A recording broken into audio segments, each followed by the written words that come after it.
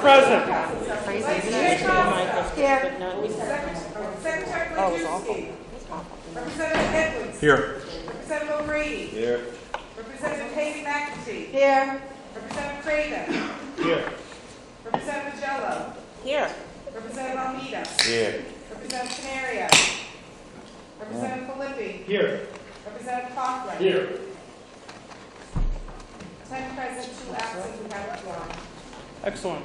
Motion to hold all bills for the study, Chair. Second. Vice Chair Costa moves to hold all bills for further study. That's seconded by Whip Edwards. All in favor? Aye. Any opposition? Okay, our bills will be held for further study. We do have a long agenda today. I'll be back. Let's begin with Representative Ackerman's House Bill 7542. Representative Ackerman. Thank you, Chairman. Basically, House Bill 7542 adds online impersonation and electronically disseminating indecent material to minors prohibited to those crimes where an Internet service provider administrative subpoena may be issued. The General Assembly has done a wonderful job in enacting criminal statutes to protect the most vulnerable online. And while we have these statutes to prosecute the perpetrators, law enforcement also needs the tools to properly investigate these crimes. By enacting this legislation, we will provide law enforcement a tool they need in the protection of Rhode Islanders, especially children. Okay, any questions for the sponsor? Can we hear from Joey Lindbeck from the Attorney General's office? Thank you, please? Chairman, and thank you to Representative Ackerman for putting this bill in on behalf of Attorney General Phil Martin. In 2011, the General Assembly enacted our Internet Subpoena Provider Administrative Subpoena, and that is basically the same as our phone subpoenas. Law enforcement can get an IP number and take from the Internet Service Provider the subscriber information to trace that IP number. This is similar of what we've been doing with cell phones since 1986. When the General Assembly passed this bill in 2011, you did something of enumerated offenses of where the subpoena could be used. And it was related to many of our criminal crime statutes, child pornography, violation of no contact orders, and there and others. In 2014, you did update 2 criminal offenses that are related to internet safety. One is the sending pornography to minors, which is kind of a grooming tool for child pornography victims and sexual assault victims. And the other was the online impersonation, when someone creates the account and attempts to defraud them through Facebook, email, Instagram, whatever you would like to choose for defrauding your tool. So what we've done is add those 2 new crimes to the Internet Subpoena section as you enumerated in 2011. We think this is an update. We're grateful for what the General Assembly's done in enhancing our Internet crimes, and this would provide law enforcement with a tool. I want to make clear, though, that there's no content information that comes out of an administrative subpoena. That needs to come from search warrants. So as if we're investigating a telephone, we send a subpoena to Verizon Wireless, we get the subscriber information. We don't get any contents of text message or voicemails or conversation. With this, we get the IP number, and that needs to occur because these these offenders can switch their IP numbers so instantaneously that they're always ahead of law enforcement. So this just gives us one more tool in those crimes against women. Thank you. Any questions for Joey? Yes. Thank you, Mr. Chairman. It's not actually on this bill, but on this legislation. I noticed that in the past we required the Attorney General's office to make a report to us on the number of administrative subpoenas issued. Can you tell us about that? State Police does that report. State Police? Yes, and they do file it with the General Assembly. Okay. I can try and get a copy for you if you want me to. Yes. Thank you. Any other questions for Joey? Thank you. Could we hear from Hillary Davis from the ACLU?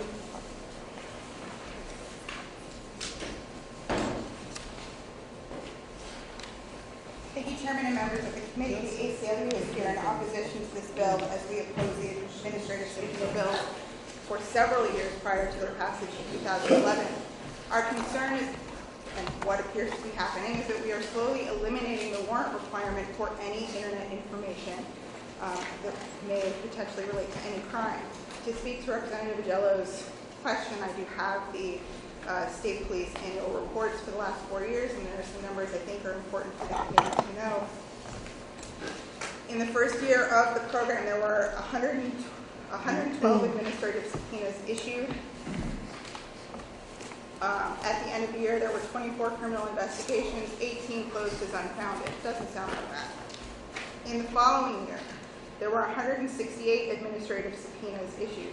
There were 22 arrests. There were 63 investigations that were closed as unfounded or insufficient evidence. The year after that, there were 202 administrative subpoenas issued. There were 37 arrests and 86 criminal investigations closed as unfounded. And then in 2014, there were 187 administrative subpoenas, 50 arrests, 72 unfounded or insufficient investigations.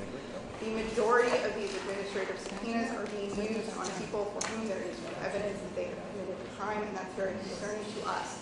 The warrant requirement that exists in the law exists for a reason. It's to provide a check on police to make sure that they're prioritizing their investigations appropriately, and we are concerned that expanding the administrative subpoena will only exacerbate the issues that we are seeing. With that, I can answer any questions that you may have.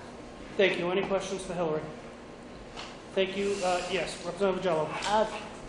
Hillary, could you make for us a chart detailing that four-year span and the subpoenas and the basic job? I can, and actually the annual reports are due in March, so we should be getting the new one here in a couple of weeks. Thank you. Thank you. Colonel O'Donnell from the State Police has sent a letter in support of this legislation, and with that, we will conclude testimony on House Bill 7542 by Representative Ackerman, and let us next take up House Bill 7198 by Representative Almeida. Representative.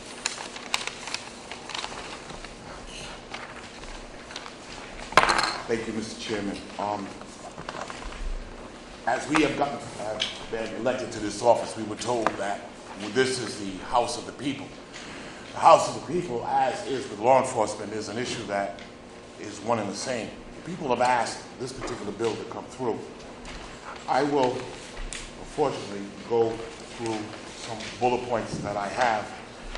And I apologize, Mr. Chairman, because I was reading the AG's letter. I have some questions. No apology necessary. So this is regarding the police-sworn body cameras, which mandates protocol for the use of police-sworn body cameras by those law enforcement agencies which choose to require their use. It says choose.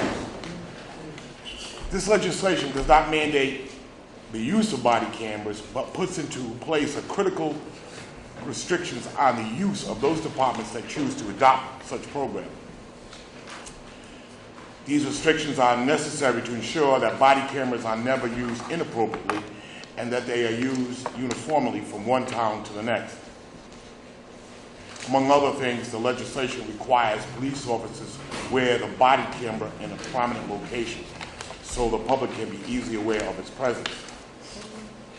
It requires the camera to be activated at the start of an encounter and remain on until the end of the encounter. There is an exemption for instances where the officer feels there is an imminent threat to the officer or his safety, his life and his safety. This requires officers to ask individuals in a private residence who are not apparent crime victims or who wish to anonymously report a crime or assist in an investigation if they would like the body camera use disconnected and then immediately discontinue use if necessary. This prohibits body cameras from ever getting turned off during a raid, dictates how long the data to be stored, and dictates who may have access to the data and how it may be used by law enforcement. And finally, waiting to put these protections in place until body cameras are already in use will leave Rhode Island open to problems faced in many other states, including questions about transparency and misuse of the cameras themselves. Mr. Chairman, I understand that this bill the key word is mandate in regarding what police officers take. And let us understand, police officers are the first on the scene. They are the first to make a decision quicker than most. and they do make great decisions. But as a state legislator now, when we walk through the door and we're told that this is the house of the people. Geez, I remember when police officers protected the people. Police history has changed from a 32 to a 38 or 45 to 44 to a 9mm to everything else that we wear. Things change, things happen. Cameras in the police car, upgraded police vehicles, never mind the station in itself. History has proven that police work evolves and has to keep changing for the protection of our people. It does not mean that if you look at a camera and you see a shooting by a police officer, all you're seeing is what you think you see. I'll admit it, that the camera doesn't show everything. But we've gone from to fingerprints and the counts of points on the print to DNA. This is part of the 21st century of what cameras need to be about. It is also a part of what the civil rights movement has asked. And nobody likes to talk about it, but the National Black Police Association is on with this. We got NABLEO, they're here in Rhode Island. We have a national president here. They're on board. Is there work to be done with this? Yes. Because of the technology that I don't understand.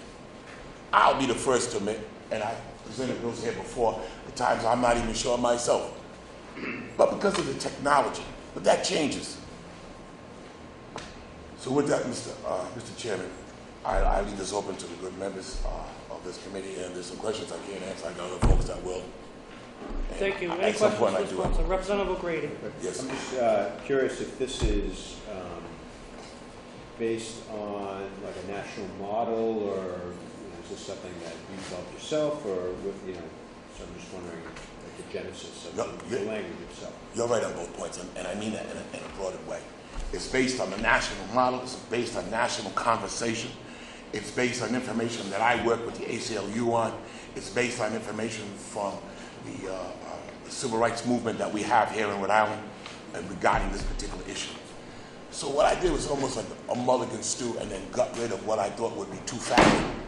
Because I don't want to hold my brothers and my sisters down. I don't want them, you notice they said to me, I don't want them to get hurt. So if other states have done this already or beginning to do this, there is no money. I've gone to our 4 congressional leaders to ask for money. Let me put the prejudice out of the way. So I asked for the city of Providence. Our congressional leaders say they have a $500,000 matching fund. Well, the city of Providence doesn't got an extra $500,000. And actually, there's some numbers going all over the place that I don't want to be held to. But to think about the city of Providence of $1.2, $1.5 million, I think it's a low number. My issue is that whatever happens in Westerly to Woonsocket, that we all be on the same page. If that officer has to go to 6th District Court, U.S. Rhode Island Supreme Court, or wherever, but the program that's in here will be followed, so that judge or the department or whomever is all on the same page.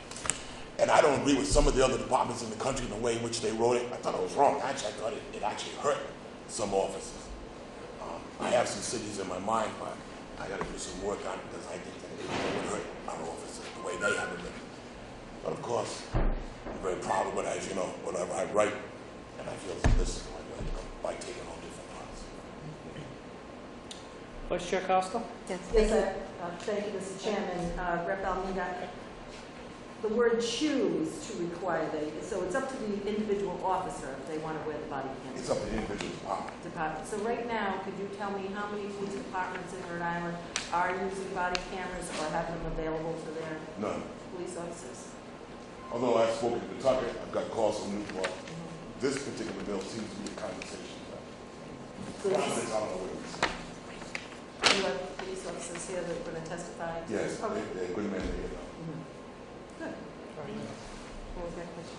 Okay. Any further questions for the sponsor? Okay. Robert Quinn from the Rhode Island Fraternal Order of Police signed up without speaking. He is in opposition.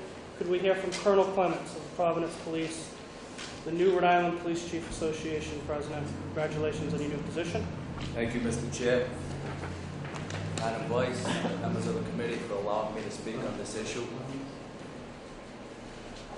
So I can tell you that, as you know, the last couple of years have been a very difficult time for law enforcement in the state of Rhode Island and the city of Providence around this country. There are hot-button issues that we all know about, that we all read about. And in my 31 years of police experience, I can tell you, I worked with Representative Almeida, and we've come a long way, without question. The city of Providence Police Department and policing in general, but policing of Rhode Island has come a very long way. I can tell you that the Providence Police Department, City of Providence, are actively looking at this type of technology that goes a great distance in developing positive relationships with the community in relation to trust and transparency. And I can tell you as well that we've done a lot along that front already with a resounding bill that was passed last year by the House, by the Senate, by the state, pushed by the chiefs in the state of Rhode Island on a committee that I was on with the Community Comprehensive Police Relationship Act. That is a bill that's been looked at around the country as a model in building relationships between police and their communities. I am here as the president of the association to express our desire to speak in opposition of this legislation as it sits right now. There are so many complex issues.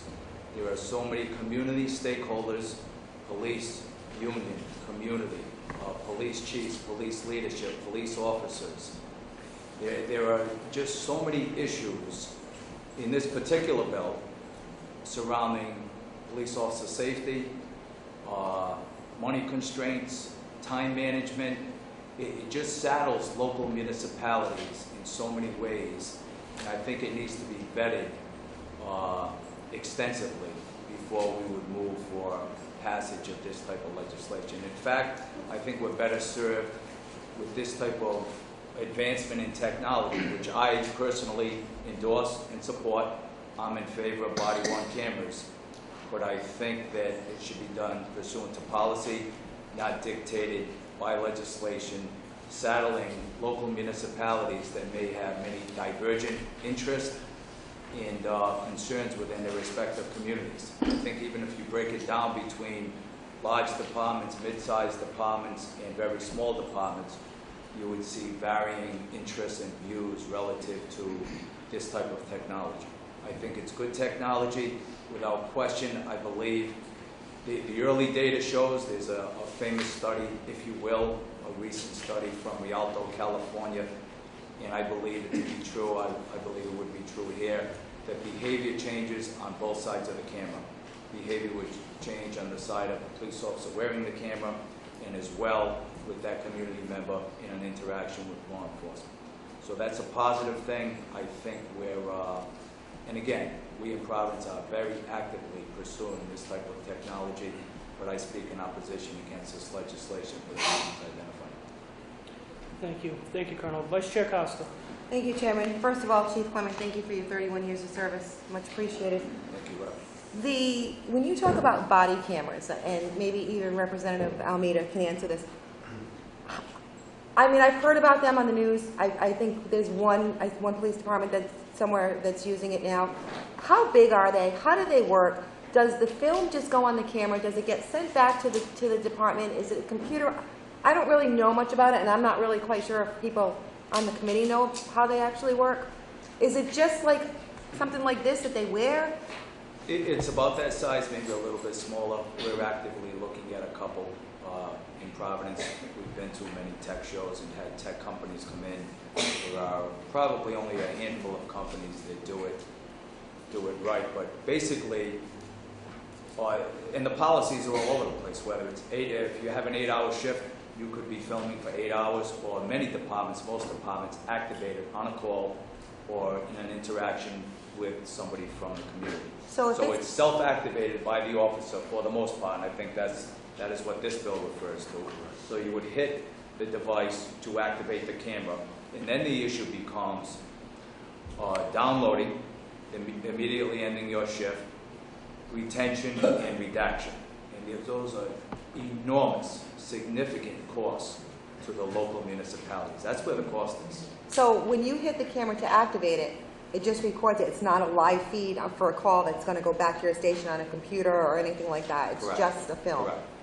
Okay. Correct. Okay. Now, the technology has grown to the point where me in a management role would be if I took a complaint from somebody from the community about an interaction on the street, I would be able to, very shortly after the incident, go to a particular site and view officer number 187, his interaction is being complained about by the community. Interesting. So it's pretty timely as far as the information getting back and readily able to be viewed by management. Okay. Thank you so much. Yes, Representative McEntee. Thank you, Mr. Chairman. I have a few concerns. As a lawyer, we have to worry about chain of evidence. Well, you guys have to worry about the chain of evidence. Another huge concern.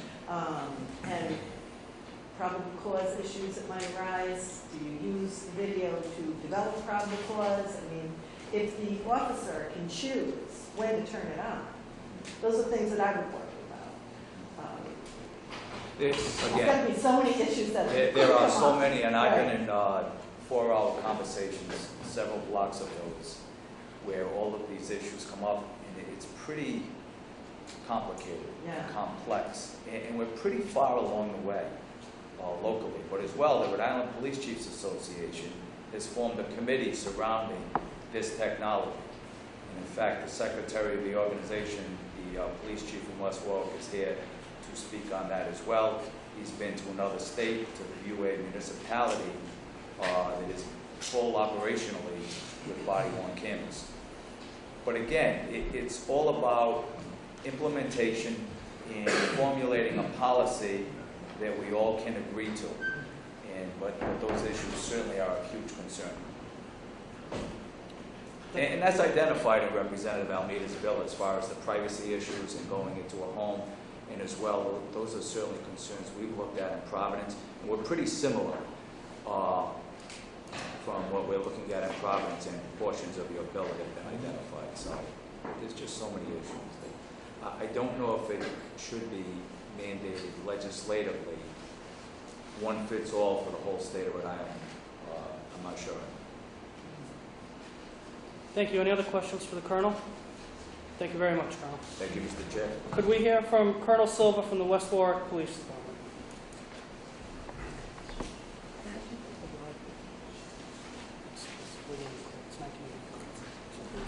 Thank you, Mr. Chairman, and members of the committee for allowing me to testify this evening. I'll be brief. I think Colonel Clemens has touched upon a lot of the issues that I was going to speak about. I did want to just have a few comments, and that would be, I think body-worn cameras has the potential to be some great technology in the, a great tool in the area of transparency and accountability. However, individually, I think the police chiefs are concerned with the complex issues that are associated with this type of technology and a body-worn camera program. And that's why we decided to form a committee. I happen to be chairperson of that committee, and we're looking into those issues and going to try to develop some type of guidance for the police chiefs to look at this this technology and to try to come up with some policy and guidelines which we think are appropriate for such technology. But there are issues that really need to be addressed prior to coming up with those policies, and I just think it's premature to enact legislation before we really have an understanding of all those issues. I have had the opportunity, as Colonel Clement said, to visit a department, a decent-sized department, 100 officers who has implemented a body-worn camera policy. They have program, I should say. They have 75 cameras, and it seems to work for that department, and as of other departments in that area. But they did have some growing pains as they, went to implement the program that they had. So I do think it's great technology. I just think we need to be cautious and to look at all the issues that are involved. Thank you. Any questions for Colonel Silva? Representative Almeida. Thank you, sir, for coming down. I know it's hot. No, well, it's cooler in this room. You should join us in June. You might disagree. Wow, then they know. And I'm paraphrasing the words out of your mouth. Sure, okay, no problem. Some of the departments, especially down south and a couple out west, San Francisco, what have you, this could run a point. Do they have attorneys that sit on these committees to overlook all that? Because I heard that there's some lawyers, be the National Black Trial Lawyers Association, whatever, would get involved in this type of bill. Do we have lawyers that would follow that committee to overlook this mandate? I'm not sure. Are you talking about our committee itself? When you went and visited other offices, Oh, okay, sure. do they have lawyers sitting on committees or what have you to overlook those bills? I am not sure what kind of committee. I know it might. I went to Connecticut, so I didn't travel that far. A department in Connecticut, and they do have some legislation to address body-worn cameras. And I'm not sure what type of committee the individual department had as they were forming their policy. I did meet with the chief, and him and members of that department. They showed me how it, in a brief session, showed me how it all works and some of the issues that they faced when they were implementing the policy program. You're welcome. Representative McIntyre. Short question. Colonel, as far as this, wherever you went to the police department that is utilizing this, are they having success with it? They are. The And chief. their trial all around. So They're- success is everywhere. Yes, they're fully implemented, and it's working well for them. The chief is pleased, and according to the chief, the officers are pleased that they have this technology to document their calls and to protect them and the public. Thank you. You're welcome.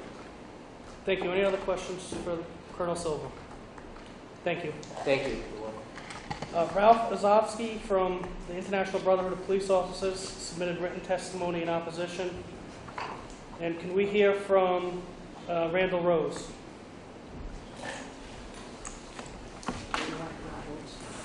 Thank you, Mr. Chair and members of the committee. And I'd like to thank Representative Almeida for introducing this bill, which I think is very valuable.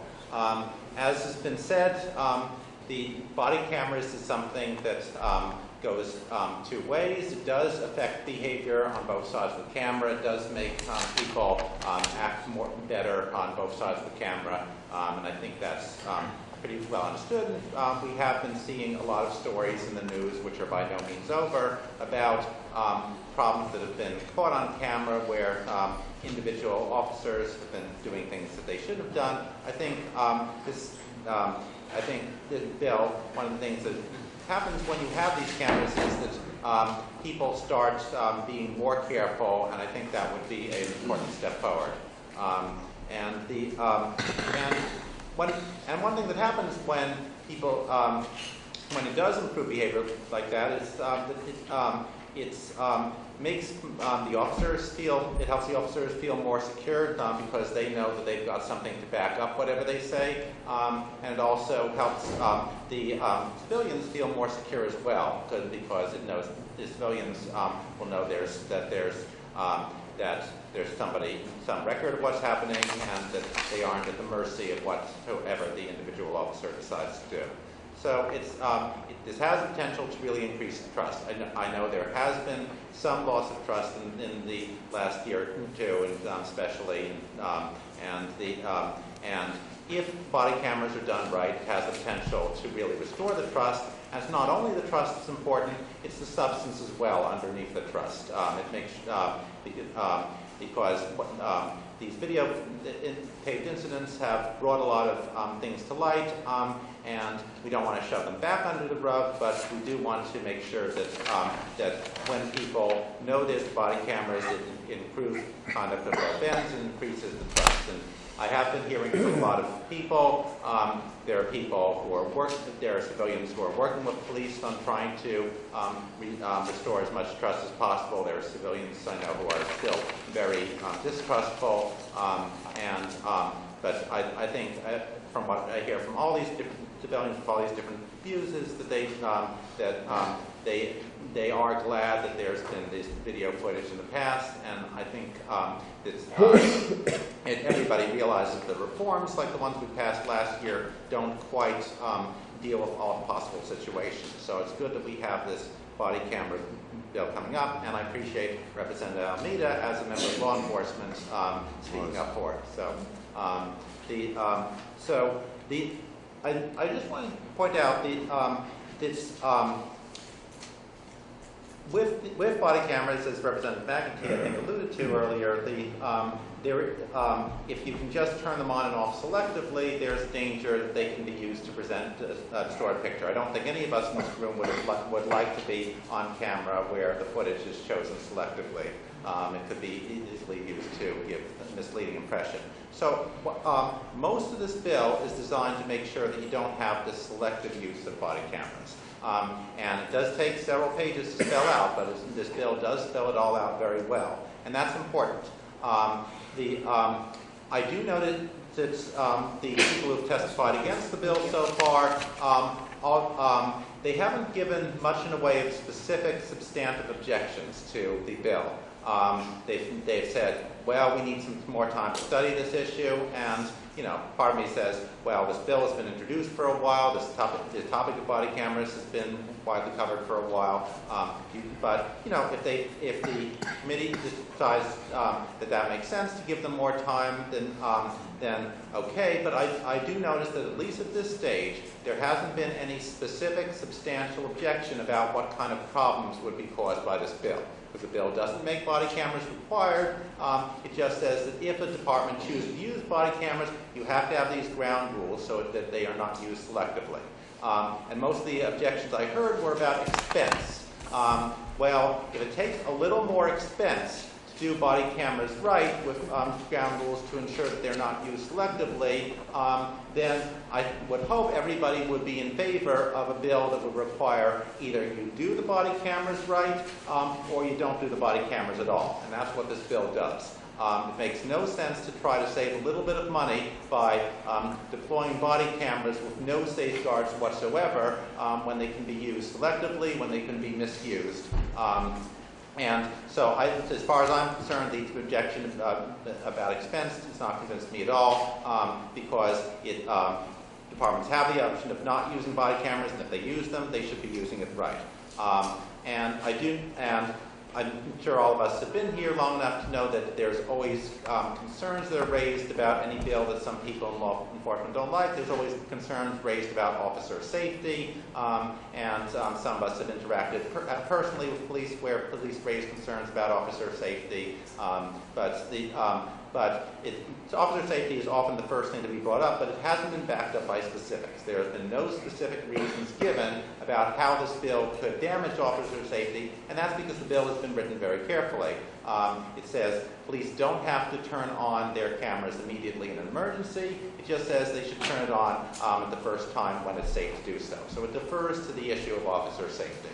There's nothing in here that can damage officer safety, and as far as the expense goes, the expense is a red herring too, because people, the departments have the option of not doing this expense if they don't want to do it right.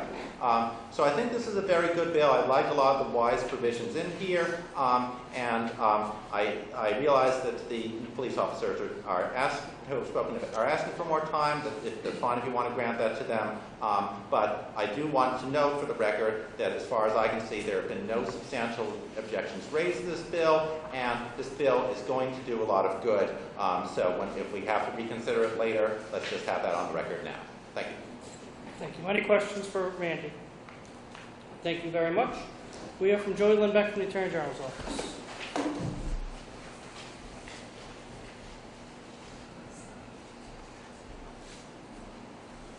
Thank you, Chairman. The Attorney General has filed written testimony on this legislation, but I wanted to go over a couple of things with the committee. As the Attorney General notes, we think this committee is aware this is a bill of first impression for the committee, so we kind of wanted to talk to you about the issues that our office has highlighted in body camera use, not only as the attorney for the state civilly, as the office with jurisdiction over access to public records, and as criminal prosecutors in this state. The Attorney General wanted to ensure the committee that we are very committed to moving body cameras forward in the state. We have been working on the issue for about the last year. The Attorney General and the Chief of our Criminal Division actually went to California and presented on the issue in June. We have been working with law enforcement and other legal interests in this since the summer. What we put in front of you are issues that we have determined not from a law enforcement point of view, which is when you turn the cameras on, what kind of equipment you use. These are issues that we've seen from our context. And the Attorney General wanted me to let you know that many of you probably remember the long, hard fights we had over custodial interrogation and eyewitness identification, because these were major policy changes that had significant implications to prosecutors, law enforcement, criminal defenses, and the defense. Ultimately, those decisions were made by a statutorily designated task force that had reporting requirements and made policy recommendations to law enforcement, all of which were implemented, all of which were fully supported by the Public Defender's Office, the Attorney General's Office, and it was a working process that all parties agreed to. We think that this is the best route for this to do, and that is also the national model of how to deal with body cameras. Most are doing it at the municipal level through policy. We have a small state and can take into consideration both large and small-sized departments. So that's what we would advocate to happen in this situation. But just to point out several issues, one of the biggest issues we see is the APRA issue. These will be considered public records under our APRA bill, which brings into a lot of considerations of reviewing them on a case-by-case example, and whether they should be part of APRA at all, and if they are part of APRA, should they have their special exemption. At least 10 different states have put in legislation of this matter, and the scope is big. We either exempt the public body camera video in its entirety, or we let it out subject to exemptions. But that's certainly something that this committee, and when we think about this, needs to be aware of. And that needs to be considered in the APRA itself, not just in this legislation. In addition, when we're viewing of whether something's going to be a public record or not, we need to understand that law enforcement is going to have these cameras on in the worst circumstances for a person. And I'm not trying to throw out examples, but at a murder scene, when the family arrives, at an accident when one of the survivors has lost it, one of the survivors is there seeing their friend dead. When you're drunk at home on a Saturday night and your music is playing too loud. Those will be public records. And we need to talk about how that's exempt, because once they're released, we all know they're out there and there's no bringing them back in. So that's a major issue. Retention. We have our own retention policy sent by the state as the municipalities. Our record retention schedules need to be considered, because we receive these tapes for information charging and grand jury purposes. The retention schedule here doesn't reflect the state retention schedule or the municipal. So that needs to be considered, as does the cost of storage in consideration of the retention schedule. There's also evidentiary issues, and there's a couple here. Are these tapes accessible in civil discovery? Where are they at in the grand jury purpose? What can be redacted from them? What's the cost of that redaction? What is the chain of custody for those tapes, both civilly and criminally? And the bigger one we like to think about sometimes is the education. Representative Almeida pointed this out. We need to educate the public on what a body camera provides. It's certainly not the totality of the circumstance of the officer at the time. It's a limited view. So when we talk about that, from talking to the community, to our jurors, both civilly and criminally, there's an education process that needs to be taken place. I have a really great video I wanted to bring you guys. It was on my iPad, so I didn't think you'd be able to see it, but it shows the two different angles of an officer-involved shooting. It's really significant to look at. And also, when you turn the tape on, what's the consequence in both civil or criminal when law enforcement doesn't turn on the tape? Or the tape's deleted, the original? What is the impact in both proceedings for that? Use of force cases by law enforcement. This is a particularly sticky one, because as you know, in most use of force cases, that law enforcement officer becomes the target of an investigation. And they have rights just as a criminal defendant has. and that implicates the rules of professional conduct, that implicates constitutional protections for that officer, and it also might protect the jury pool when the officer goes to trial. So there's things we need to think about, and that too, privacy issues we've all talked about. There does need to be an ample privacy discussion for third parties or bystanders, and then there's cost. And I know we don't want to talk about cost. We can talk about the cost of the cameras. We can talk about the cost of retaining the footage. We can talk about the cost of buying updates or storage for law enforcement in the state. The cost of redacting for a public records request for our municipalities and state will be a lot. And we'll need the technology to properly redact. And we'll need the person to sit there and redact the video, because most of these videos are going to be redacted, much like most of our paper public records need to be redacted. And it's not as simple as the whiteout or the black marker. It's a video redaction, and that will take a lot of time. So these are just issues we throw out in front of you because we want to have an active discussion. We do think body cameras is good technology. We think it's in the best interest of the public, of the community, and for law enforcement, and it's best evidence. So we do want to push it forward, but we just want to put out there, this is a big conversation, but we're willing to start having it, and have been having it for a while. Thanks. Any questions for Joey? Representative Almeida? Thanks, Joe. I sure do appreciate your comments about it, but I agree with you.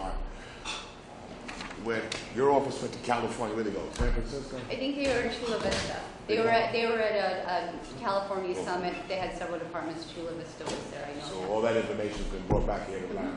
Yep. Do you know Stacy Roney in our office, right, Rob? Yeah. Stacy's binder on this is something that dreams are made of. So we have a lot of documents back there that we're sharing with people. Okay. The other issue, well, this is we could probably do verbal table tennis on. Sure. But a police officer is, like in your own words, is inherently the subject of a criminal investigation. That can be done with without a camera anyway. No doubt. No doubt. The thing I'm we just talk curious about, how it's put in there, and I'm like, well, no. The thing we talk about that is, let's think about for a minute. So, and I don't want to get into too much detail about this, but let's say there's an officer involved shooting. Thank God, hopefully that never happens. Knock on wood. Okay. That officer, as you know, is being investigated. That's all occurring, but that video is in the public, right? Like as we've seen. Does that taint the jury? Does that taint the secrecy of the grand jury? And these are things we don't know. We're thinking about, but they're issues. We throw them out there because they're all issues, as the chiefs and the colonel said.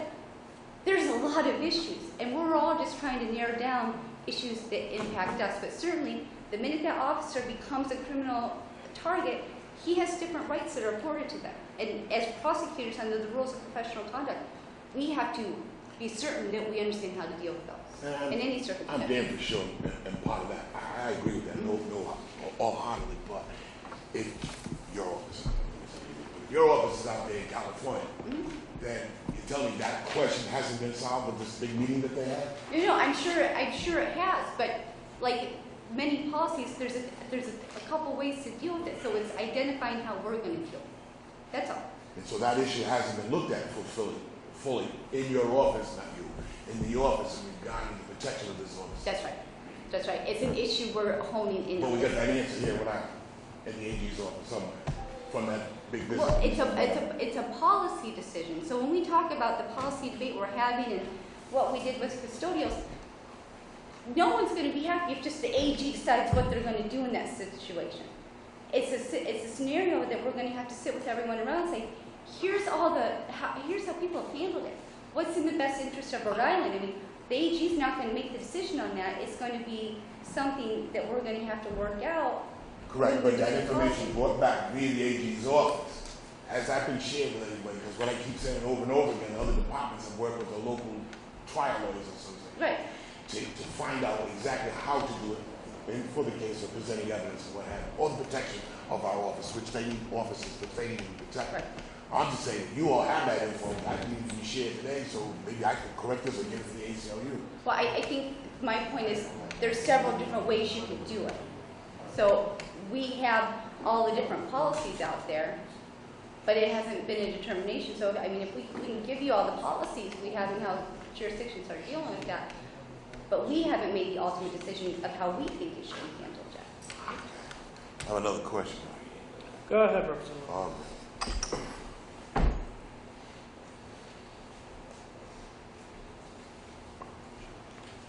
So, I guess the third paragraph, when it says, my office has been studying the use of the body cameras for the last several years and has been actively working with local parties on this topic since last summer. Which party? You talking to the community? Have they been told about They this? haven't been a part of our conversation. Why not? Because we're still You trying know to... they come action. That's fine. We're still trying to figure out the issues that impact our office. This letter is only 3 pages long. Correct. It could be 30. We're still trying to identify everything that's going on so we can advise based on our position from APRA, from civil, from criminal. So we can advise our standpoint, let alone law enforcement. We're trying to figure out our bearings before we reach out to everybody The else. only reason I bring that up is because here I go again. And the issue with driving while black, you can call it whatever they want to call it, but it basically took 20 years out of my life. So I had to study something that I didn't think needed to be studied. I already know this is. But with driving while black, comprehensive, whatever they want to call it, make it politically correct. It was a bunch of bull. The fact is that the one thing all the AGs did, respecting AG, is put the community at the table. So why not put them at the beginning? Because you as a subject matter, you present it out to the community, they're going to go, there they go again, present what they think they found, and not asking us what we think and what we find, especially if we have black attorneys, Latino attorneys that need to be at the table. You know, 'cause I surely don't want this to be a 20-year gig. She's only 78 by the time this thing passes. I'm simply saying that when that says local parties, that gets me going. It really gets me going. And actually, this AG took that heat, not even the past AG, even way back when we all started talking, it's like, don't build that domino thing. So it ends That up- curse is loud. That's right. And it ends up in this AG, he don't need to be doing that. But I'm going home. And when I go home, I want to be able to tell my community, my blacks, my Latinos, my Southeast Asians, the community of color, this is where you stand. You're going to be part of this. I want to make sure that door is open because we don't want no door. We don't want no door. Just going to sit at the table. You know what I mean? We don't want to repeat this. Okay. All right. So, but I'll send that I'm good. information. I'll send that back. Yeah, please. Well, don't worry. He'll have you all the way from Prairie Avenue.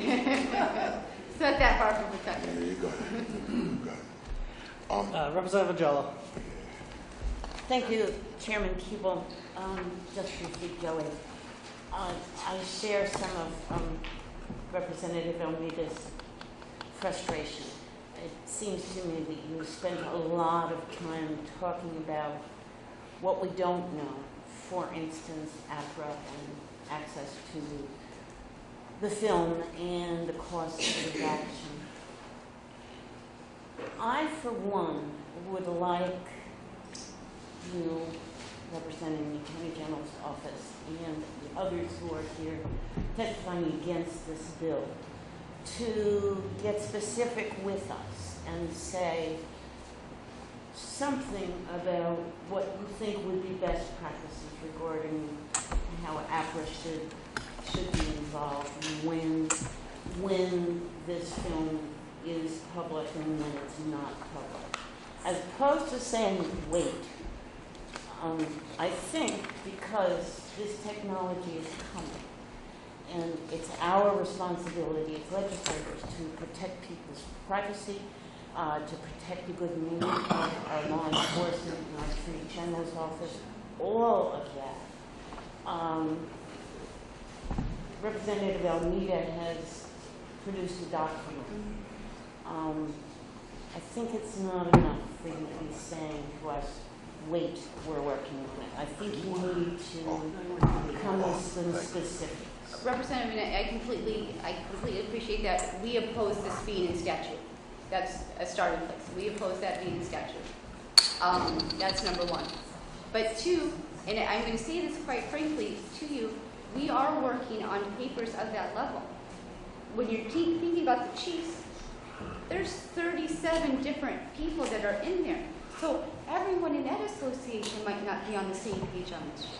Do you know what I mean? I mean, it's a big conversation, so are we going to put towards a position paper towards you guys that says, here's what we recommend, here's what we think? Yes. But we could have put together a bill and done that.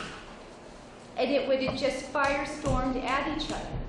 We're trying to have a conversation. I know that all parties are not involved in that, but I assure you, and I say this because the Attorney General said this to me to say to this, we are committed to doing this. We are committed to involving everyone.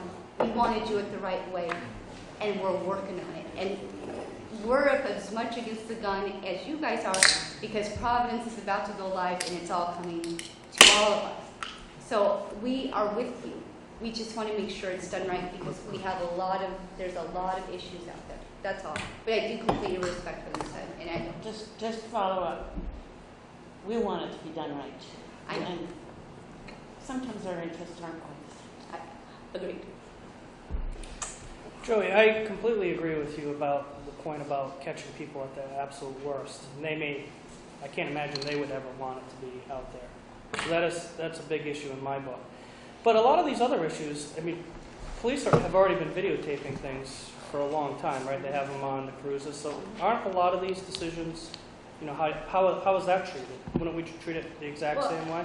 Well, when's the last time we've been videoing as law enforcement? I mean, the last person I know that's been videoing as law enforcement were the videos that were on state police's cars. And I think that's been like a decade. So the difference between that is, in that I'm videotaping an execution of a search warrant. There's a legal document being executed. I'm conducting a traffic stop. It's a limited view on my car. Now I have a body camera. But those are discoverable in civil cases. They absolutely are. And this may very well be too. That may be a problem, because the citizens may not want it to be discoverable in a civil case. Because it is going to show them at their worst. And that kind of has an element of Big Brother to it. Something to think about. So, and we didn't want to be confrontational or anything like that tonight. We just want to say, we're trying to wrap our head. Here's what we're thinking, and here's what we're trying to grapple with. It's not just putting a camera on an officer. There's a lot of background issues that we're trying to figure out. I think Representative Jello says it best when she says, you know, get to it, because it's here. So. I promise you that we are. We have an internal working group just on the legal issues, and we are working with law enforcement and hope to be working with the community and others too. Any further questions for Joey Lindbeck? You know, yes, Representative Almeida. You know I got the floor. But, Joe, the firestorm has already begun. Oh, I know. You know, and not because it's come out of my mouth, but the firestorm has happened. And in that sentence, because I'm not down with study commissions, trust me, I'm not down with it. But in their first sentence, it says, for the last several years, well, I'll take that and say 5 to 7. Again, the community has not been part of that in any kind of way. Do I think the community has to be part of every part of the decision? Especially when you all are doing legal verbal table tennis back and forth? No. Do we have to make it safe and correct? Yeah. You know. So be it known. Let the AG know that firestorm has already begun because of that word last several years. When the community wasn't part of that in the last several years. And for some reason, all departments in this state feel as though they can put bills together and not include the community. Yeah, I'm a boots on the ground kind of guy. I've always been that way. I hope the good Lord takes me out that way. But the fact is, it's supposed to be community involved. And as I stand on my little, my own little personal Bible, when we walked through that door, and I said it when I first started, that this is supposed to be the house of the people. We're told that every time we come in. We're told that when we get sworn in. And every officer standing over there knows just for community policing alone. It's the magic word that is community. And broken down, it means to communicate and to unify. Well, guess what? There ain't no community from the AG or police officers. That they protect very damn well, real well. But things change, and we got to change with it. And the community's not going to wait several years because that firestorm's already begun. I appreciate that, Mr. Chair. Thank you. Any other questions for Joey? Thank you, Joey. Can we Thank you, have, Chairman. last but not least, Hillary Davis from the ACLU? Thank you, Chairman and members of the committee. On behalf of the ACLU, I'm here in strong support of this legislation. We agree that these are very complicated, sticky issues that cover a wide range of things, which is why the ACLU nationally has spent the last 2 years coming up with model legislation, which this bill is based on, or is at least very similar to. The fact that these are very complicated and sticky issues that deal with a lot of things are exactly why this needs to be a legislative process. It's exactly why it needs to be done once, it needs to be done right, and it needs to be difficult to amend once we've done it. We are very concerned with this concept that we're going to do this piecemeal and in policy, which essentially amounts to behind closed doors, and that what you do in Westerly and what you do in Woonsocket could be very different. We don't think that people should have to relearn the rules for body cameras as they cross from town to town. In addition, we think it's very important that this is something that once it's enshrined in law is hard to change.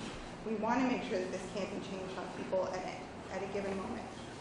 One of the problems we're seeing nationwide is that we're having knee-jerk reactions to body cameras. Body cameras are something that have come up very quickly. Municipalities have adopted them for reasons which we very much appreciate. Adopted the cameras first, wrote the policies later, are now having the problems. And while they may be working out well for law enforcement, they're not necessarily working out as well for the public, particularly when it comes to disclosure of videos. That is something that's been very concerning nationwide, and now there are a lot of states that are scrambling to catch up. The bill that's in front of you is very similar to legislation that was just passed, unfortunately, in a municipality in Colorado, and was called the best in the country. We hope that it will be a model moving forward. It is very similar in its recommendations to the recommendations made in 2014 by the U.S. Department of Justice Community-Oriented Policing Services. We feel that this does a good job of balancing privacy issues, police safety issues, the access to public records issues. We are open to a conversation moving forward, but I would hope that the Attorney General and the Police Chiefs Association will make it clear that body cameras will not be operated in our communities until we have legislation in place. It is very concerning to me that places like Providence, Newport, Pawtucket are talking about having body cameras come on online in the next few months, and we are at square one. With that, we hope to see a body camera bill move forward. We are very happy to talk with anybody that we can in accommodating all of these issues, but we do believe it needs to be done legislatively, and we do believe it needs to be done this year. With that, I can answer any questions that you have.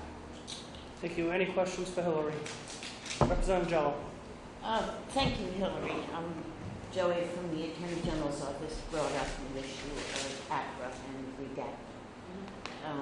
I've read this legislation, but just very quickly, do you address that, or does Representative Almeida address that issue? My understanding is that the bill, there is a redaction section, so that if you're talking about the face of a minor or somebody whose privacy would be unduly interfered with, that person's face could be redacted in some way, unless the person signs something saying, it's okay, release my face. I understand the concerns that have come up about you're seeing people at their worst moments, maybe people don't want it out there. That is true very often with a lot of public issues, with a lot of the videos that are out there currently. It's a question for us of balance between the public interest of knowing how these things go down and that private moment. We believe that the redaction of the face is sufficient. We're certainly happy to hear of any other ideas that others may have, but to completely remove that video would be concerning for us. To make it sure that nobody in the public can see it would be concerning for us. Okay, Representative Almeida. Colorado, can we get it to the AG's office, let them take a look at it so we can cut down the time? Sure, I can email it over. It's pretty much this bill. I will say that some of the other towns, New York, City, towns in California, those are the ones that are having a lot of problems now. So while I appreciate that the Attorney General's office and the Police Chiefs Association have been trying to have these conversations with other entities, they're having them with entities that aren't necessarily in a great place to begin with. So I think it's important that we talk about Rhode Island and not necessarily, these concepts of what we see in every other state and every other city. We need to talk about what works here. Representative McEntee. Thank you, Mr. Chairman. I think one of the, just reading this quickly as we all did, I think the retention to 6 months, that probably isn't long enough when you think about, in some instances, yes, but you do have a lot of exceptions to that. So there's but- an ability for things to be kept, I think, up to 3 years. Yeah. Our concern, and the reason I think why You it's- have if you're appealing like to the Supreme Court, you might need more time. I believe that that's probably exempt, is included in the exemptions, and of course you can get your copy of it, and then you're all set. We wanted to make sure, I think nationally, we wanted to make sure that we weren't keeping records for too long. One, because like you heard, the burden on the data systems can be, immense. You're talking about a lot of videos. And two, at some point, they cease to be effective. If you haven't gotten it together to get your video, you don't need them anymore, and that they're still there, probably is only opening up the door for misuse of those videos as opposed to appropriate use. And so 6 months is sort of, I think, the new benchmark going forward. It's something we've seen elsewhere. Any other questions for Hillary? Thank you very much.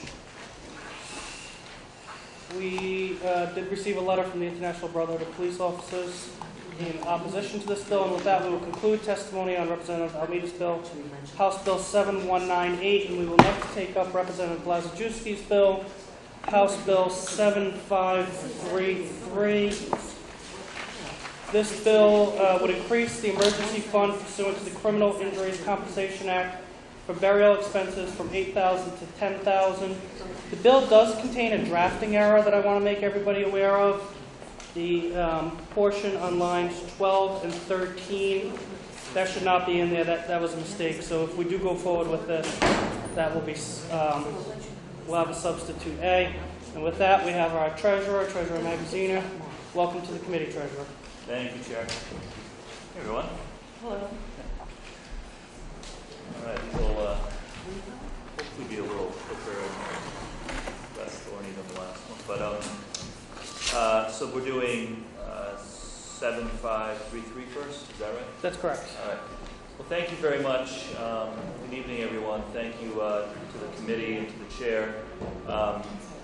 I'm joined by Ivona Ramian, who is the director of the Crime Victims Compensation Fund in our office. And just as a quick refresher, the Crime Victims Compensation Fund is a program managed by our office that compensates victims of violent crimes and their family members for various expenses connected with the crimes. There is an overall cap of $25,000 per victim, and then there are individual caps for each type of expense. And so what this bill would do, 7533, is raise the cap on burial expenses that we would cover from $8,000 to $10,000, and raise the cap on relocation expenses from $2,500 to $5,000. And I would just note two things. Relocation expenses is our fastest growing type of claim that we receive from this program. Predominantly cases, claims related to domestic violence, where there's an individual who needs to get out of a bad situation. We'll cover hotel room stays or a few months of rent on a new apartment. So this would raise those caps. We believe that the funds in the program are adequate to cover these changes, so no new budget impact from this. It's just a raising of the caps, and we would ask for your support. Thank you. Any questions for Treasurer Magaziner? Representative McEntee. Mr. Treasurer, is this the victim indemnity fund that is through the courts? Is that what Yeah, that's right. Okay. I just want to make sure it was the same. It's a great program. Yeah. Any further questions? Thank you. Could we hear from Joey? Joey Lindbeck from the Attorney General's office had signed up in favor of this bill. I don't see her in the room anymore. So with that, we will conclude testimony on House Bill 7533 by Representative Blazajewski, and we will next take up Representative Coughlin's bill, House Bill 7538. Representative Coughlin. Thank you, Mr. Chairman. First of all, let me say that Representative Solomon, Johnston, and Nestor and I are pleased to be bringing this bill on behalf of General Magaziner. My statement is going to be very brief. This bill will make residents of the state of Rhode Island who are victims of terrorist acts outside of the state of Rhode Island, but within the U.S., eligible to receive victims' compensation fund payments. Those of you who had a chance to see the Providence Journal this morning, it's a very interesting article, I think providing background for this bill, and since the General Treasurer is here, I will turn it over to him at this point. With your permission. Treasurer? Yeah.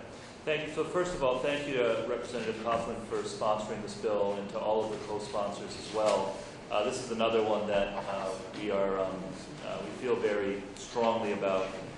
So currently, the way the statute is written, if there is a terrorist act within Rhode Island, then our fund could be used to compensate victims of that terrorist act. If there is a Rhode Islander who is a victim of a terrorist act overseas, we could cover that.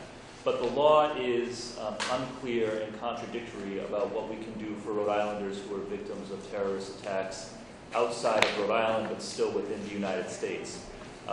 There's two different parts of the statute that seem to conflict with each other. And this issue, as Rep. Coughlin mentioned, came to a head a couple of years ago when there was a Rhode Islander who was a victim of the Boston Marathon bombing, and there was a good deal of confusion about whether our law would allow us to provide compensation to her. So this bill very simply makes it clear that if there is a Rhode Islander who is a victim of a terror attack in another state, that we will be empowered to give that victim the same type of compensation that we would if they were a victim of an attack in Rhode Island or internationally. Thank you. Any questions for the Treasurer? Thank you very much. Thank you. Thank you, everyone. Okay, with that, we'll conclude testimony on House Bill 7538 by Representative Coughlin. And let us next take up House Bill 7443 by Representative Chikari. Representative Chikari.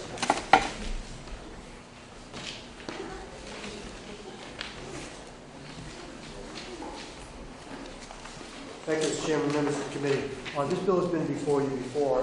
It adds juvenile program workers to the definition of and shift coordinators, which is a similar position at the Rhode Island training schools. It adds those two positions to the definition of police officer. The difference in this bill from previous bills that have been submitted in other years is that it limits them being police officers only while they're on duty in the performance of their duties, so not when they're off duty at any time. My testimony is going to be a little bit different on it this year. You all know the issue. What I'd like to do is go through, just very briefly, the other types of officers or positions that are already defined as police officers that I think are either very similar or probably have less need to have this designation. The Rhode Island Fire Marshals, the Rhode Island Sheriff's Department, which only does half the job of a juvenile program worker. Juvenile program worker watches over these offenders while they are incarcerated and then during any transportation of them. The Sheriff's Department is only responsible for the transportation of incarcerated people. The correctional officers of the Department of Corrections, the correctional officers at the Wyatt Detention Center, who basically perform the same jobs, I think, as the juvenile program workers, and the Providence Fire Department arson investigators. So I think that this fits into the definition pretty well when you look at it that way. What have we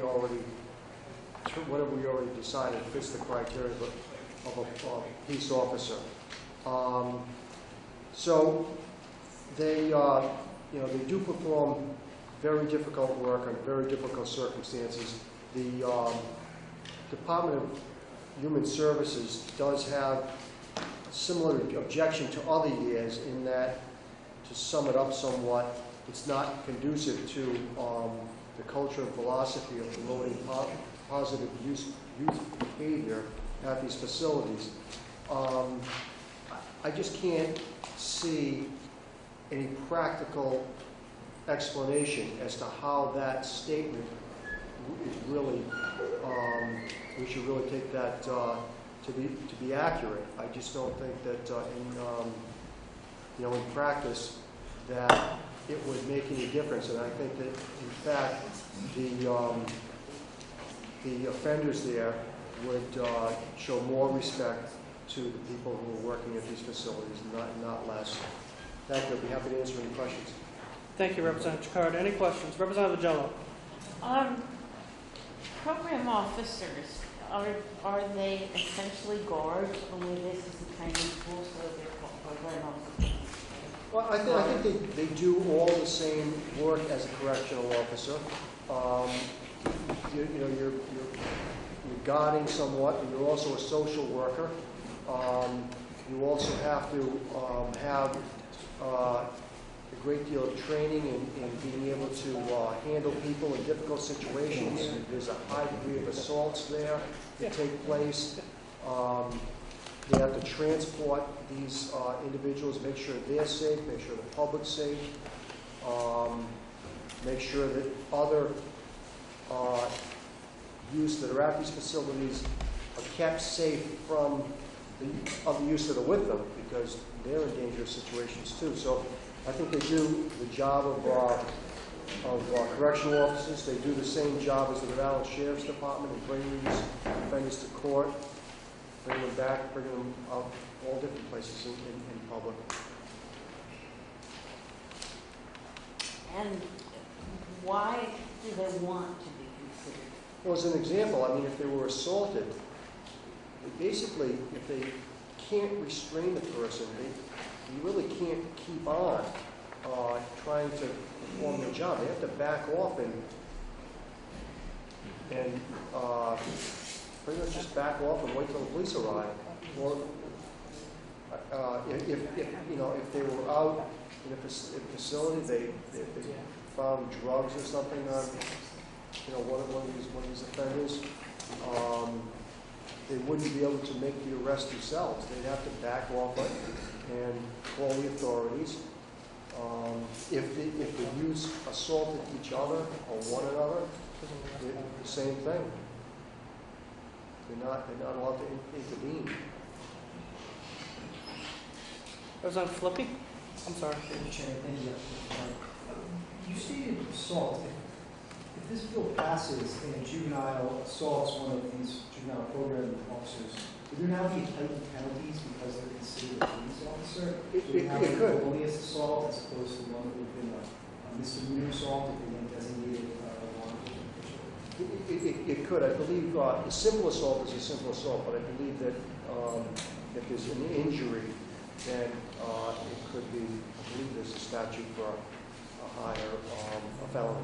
When that is a police officer that is injured? Yes. Yeah, I believe so. Thank you, sir. Representative Coughlin. Thank you, Mr. Chairman. I had a quick question that just brought up. These individuals are in a situation, one example is a physical confrontation. Without this designation, they might have to back off and wait for law enforcement to come, or if they went to a drug situation, they might have to back off and wait for law enforcement. I think you agree that law enforcement has a certain level of training for these types of instances. Do these peace officers that you're recommending have that same level of training? Well, they certainly they are trained. I'm not sure if it's the exact same training. They're certainly experienced at what they're doing. They're good at what they're doing, but they can only really restrain, and they can't follow through to the end of the situation. In other words, to actually charge the person, bring the complaint to court themselves, and see it through. They would have to have a police department basically come along and take over everything on them. You can only restrain and then stop, and that's it. So you're not saying they couldn't physically restrain or confront, you're talking about the procedure takes place afterwards. I don't know how much they can confront, really, to be honest with you, other than to be witnesses. I'm not really sure, every situation they go into. But they obviously can't see it through from start to finish, where a police officer witnesses something, makes the arrest, brings the person into custody, processes them, makes a complaint to the court, brings them before the court. It would just basically stop after there's a restraint if necessary. Representative McEntee. Do you, thank you, Mr. Chairman. Do you know if they wear uniforms, these juvenile program workers and coordinators? They don't. They don't. And I think the issue is because juvenile detention is considered rehabilitation as opposed to just punishment. I think that could be the reason they were never included.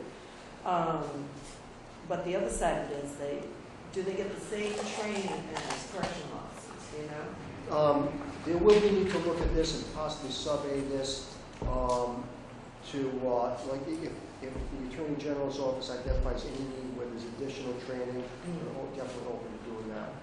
I don't think guns are a concern. Yeah, they don't carry guns. Maybe the correctional officers inside the facility, is my understanding. Right, so I don't think there's any need for training on that. I don't think that's something they're asking for. You know, and just as my own experience, it's very, very rare actually for a police officer to be assaulted. Almost all the time what happens is somebody's trying to get away from you. No one's actually assaulting you. But these people are assaulted all the time. And, you know, you have to wonder if it's just, you know, a psychological thing, the way these offenders are looking at them, that they just, you know, people happen to be there that I can assault. Whereas a police officer, it seems like they do, you know, they do think twice about it. It's a lot less likely to happen for some reason. One more thing, because I think one of the issues with juvenile incarceration is it's the last thing that any judge or police officer, lawyer, or anybody, prosecutor wants to do is incarcerate a juvenile. So the ones that eventually get there are really the worst, behavior-wise. You know, I did a lot of work with, I was a probation officer for juveniles for years, and I used to be in the training school all the time, so I know there is a huge difference between the ACI and the juvenile correctional system.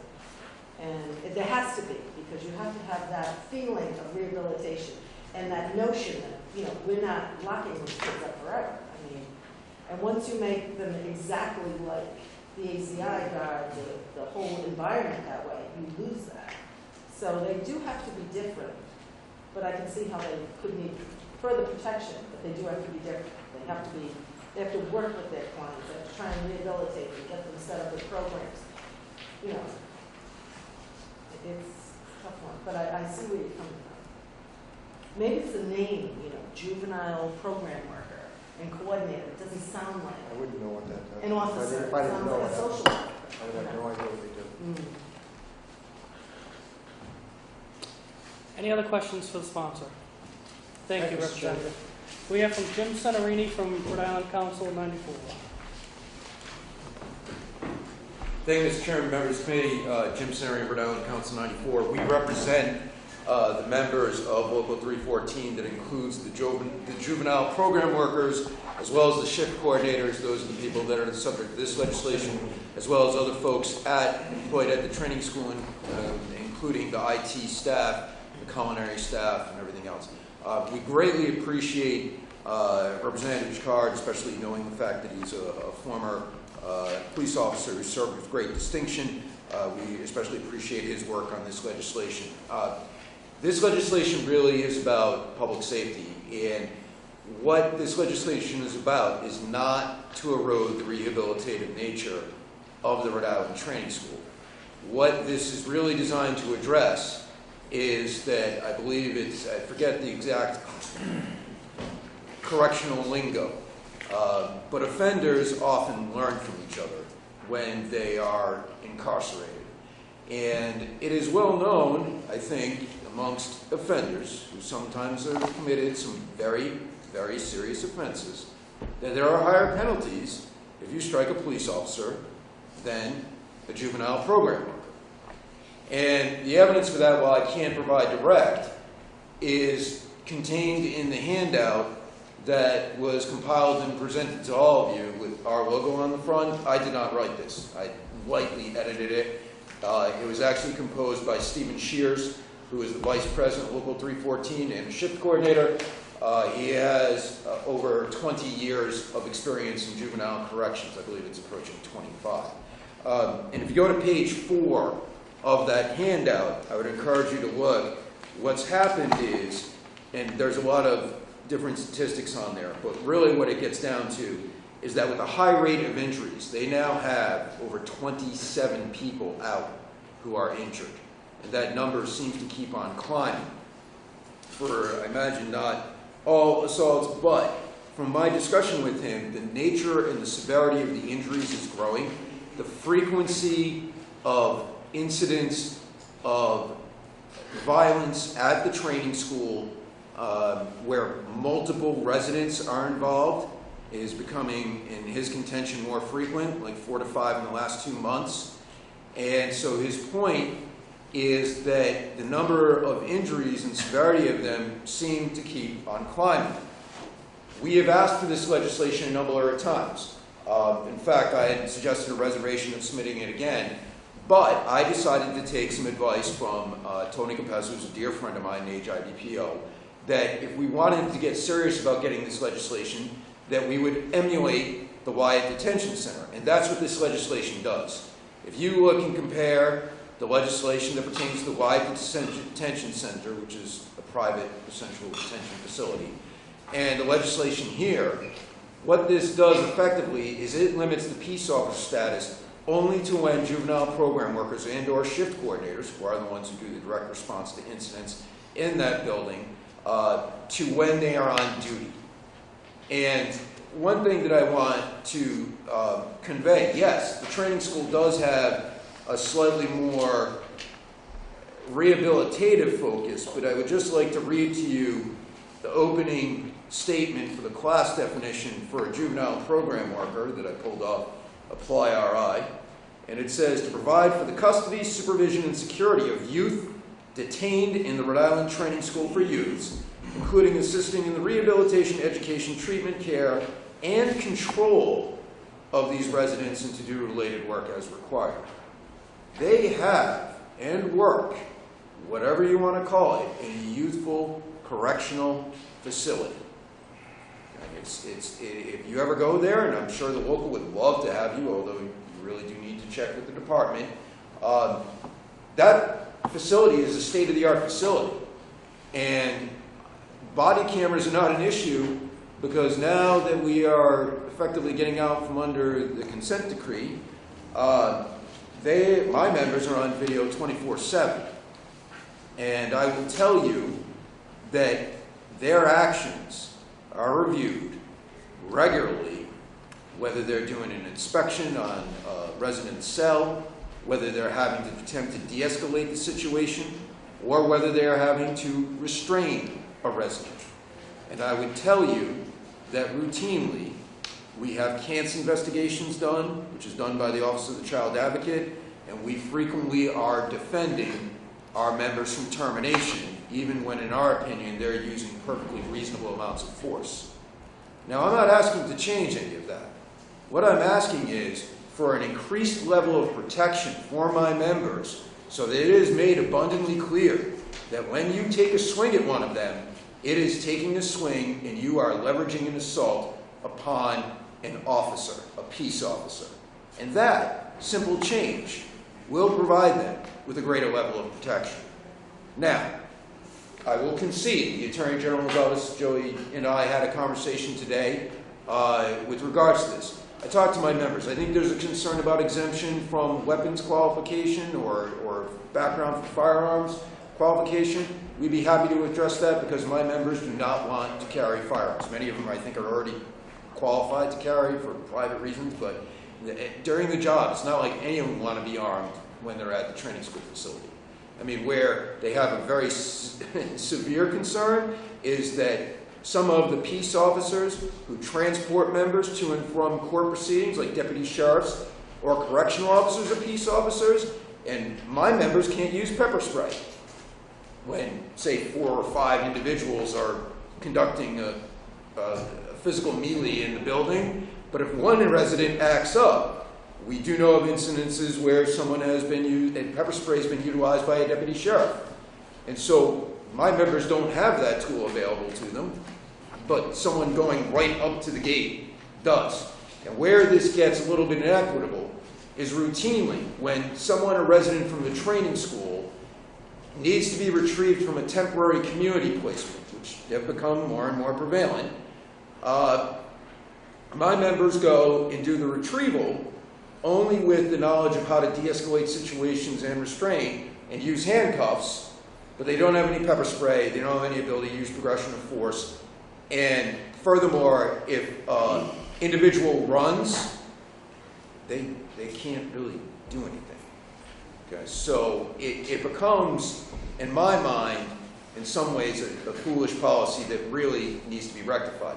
So if my members require more training, they already go through a prolonged academy. It is not the same as the Rhode Island Brotherhood of Correctional Officers. The Rhode Island Brotherhood of Correctional Officers, you do have to be weapons qualified.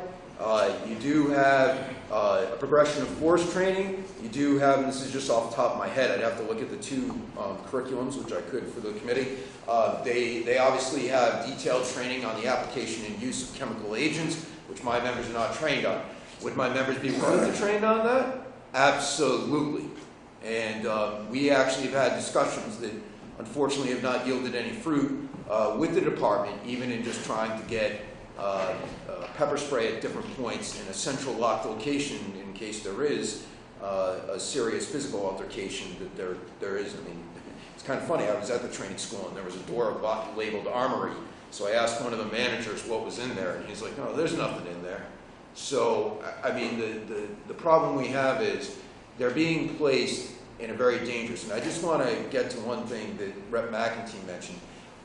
When we're talking about the training school, I think there has always been a sense that, you know, there's nonviolent offenders. That really is not the case anymore. Many people who are at the training school are there for very serious offenses, and my members cannot violate, and nor do I ever want them to violate, because they could lose their jobs, any of the privacy rights that are guaranteed through statute. But I will tell you that the ones that I can talk about are ones that usually get discharged from the training school with about 50% of time served to a temporary community placement. And there's at least one that I can think of recently. I'll have to go back and get the name, where there was a group of them, and they had all been from the training school and committed a very heinous crime. So some of these people have, and some of these residents have, are very dangerous individuals who pose a threat to my members' safety and to the threat of the safety of the public. So what I would like to say is I'm not trying to impair the operating parameters of Rhode Island Training School. I don't want to endanger their accreditation process with JDAI, which is actually, in my opinion, weaker than the actual correctional authorization that's customarily used by other facilities. But we are strongly asking for consideration of this legislation. We need to tweak it. We made a major move. I would work with the local to make it other major moves if the committee desires. But I really look at this as a common sense safety provision. And, you know, I'm not going to take anything away from the fire marshals or the police who work at RISD, but they are working in a very serious type environment. And if you've ever been in there, I will tell you, it is a rehabilitative educational facility, but I would tell you from my perspective, having spent a lot of time in the old facility versus the new facility, the older facility felt more like a school. The newer facility, with all of the high-tech stuff that's available, while it's more comfortable, is much more secure in a lot of different ways, and my members know that they're being under video surveillance 24/7. So I'd be happy to answer any other questions to the best of my ability. I would encourage you to look at page 4. You'll see the nature and severity of those injuries, and they are serious. Thank you. Yes, Representative Fraser. Thank you, Mr. Chairman. Observation when you're talking about the dangerousness of some of the folks that are inmates there or students, or however they're referred to at the juvenile level. Craig Price spent the first 4 years of incarceration in the Rhode Island Training School. Exactly. And I believe he was probably one of the more dangerous people ever set foot in the prison system in Rhode Island, juvenile or otherwise. So And it's a dangerous job. And that's very accurate. And I actually had mothballed this legislation after running into a lot of support, but they specifically, when I met with the leadership and they started laying out the numbers of the injuries and what's going on, I felt that we had to try to make some changes to legislation to provide them with some additional protections. And again, they are not asking to be licensed so that they can go out, can execute search warrants, try to compete with municipal police departments, kick in doors. This is about the performance of their duties to provide them an extra level of protection and respect, because believe me, the first time in my mind that someone having some knowledge, not being an attorney, but having someone who is intimately involved in the criminal justice system, people talk to each other quite a bit, and the first time someone takes a whack at a training school and gets brought up on charges, that's going to send a message on its own. Representative Jones. Assault is also a crime. Assault is not a police officer, is a more serious crime, but Absolutely. assault is a crime. Have charges of assault been brought? I think the department at times has pursued those, but I don't know to what level of success. That would be something for the department. But from my members' perspective, they want an extra, they would like those higher levels of protection and higher levels of punishment because they feel it provides them with an added level of security. But if the department's not going to bring the charge, Well, is it really going to happen? if they're actually a peace officer, I'm not sure. I'd have to defer to an attorney and take a look about the ability to defer on that if a peace officer is assaulted. I don't know. I'd have to talk to also my good friend Richard Fuccio.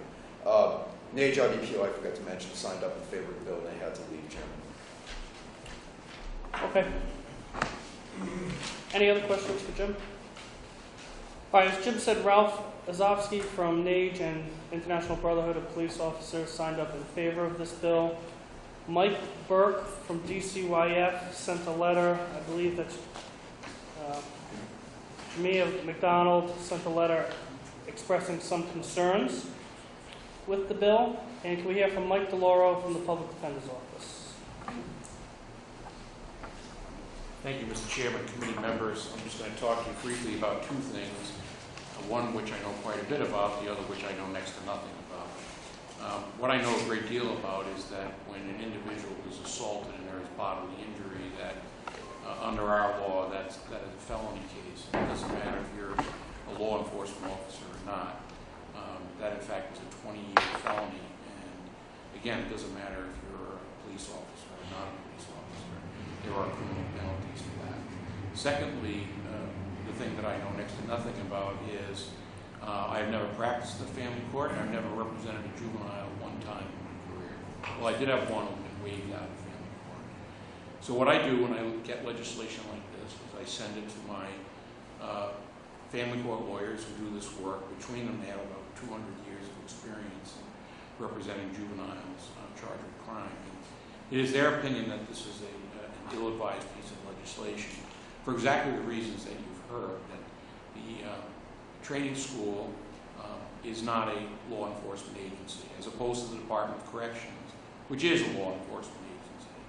The mission of the family court and the training school is purely rehabilitative, and we think that this bill is, and my folks think that this bill is at variance with that mission that they've been given by this body. So with that, I'll be happy to answer any questions you might have. Thank you. Any questions for Mike? Thank you. Could we hear from Joey Lindbeck from the Attorney General's office?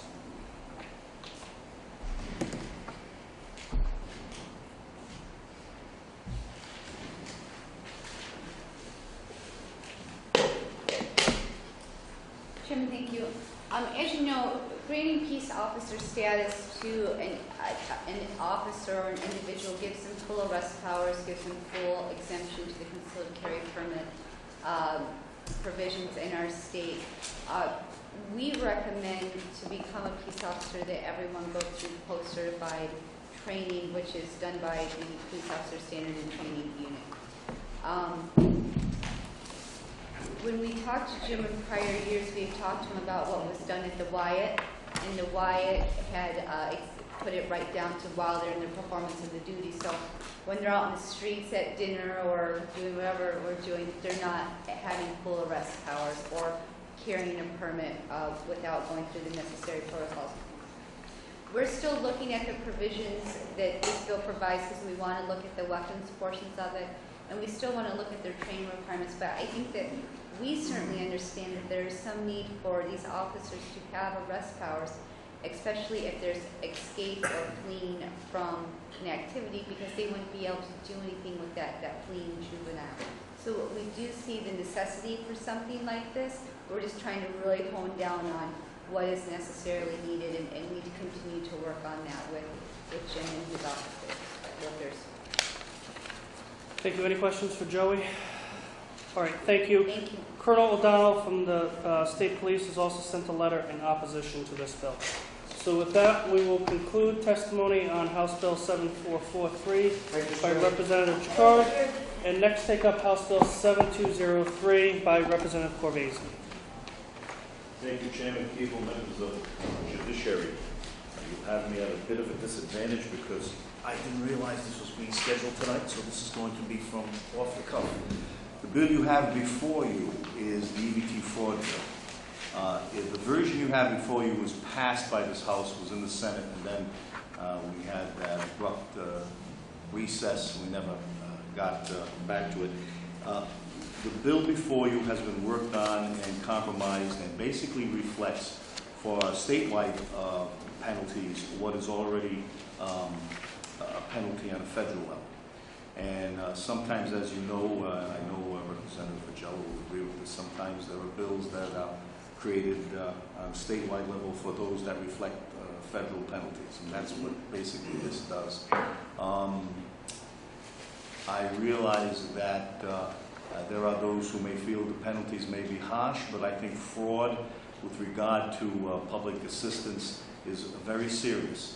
It takes away funds from those individuals who need it and just perpetrates a bad social situation for those individuals who are in need of this assistance. I'll be happy to answer any questions. Thank you. Any questions for Representative Corvese? Thank you. And this is a bill that we passed last year. Correct. And I can assure you that there was a number of versions that were worked on to try to accommodate a number of questions that had been of concern last year. Thank you. Leanne Byrne from the Rhode Island Coalition for the Homeless sent a letter in opposition. The Department of Human Services sent a letter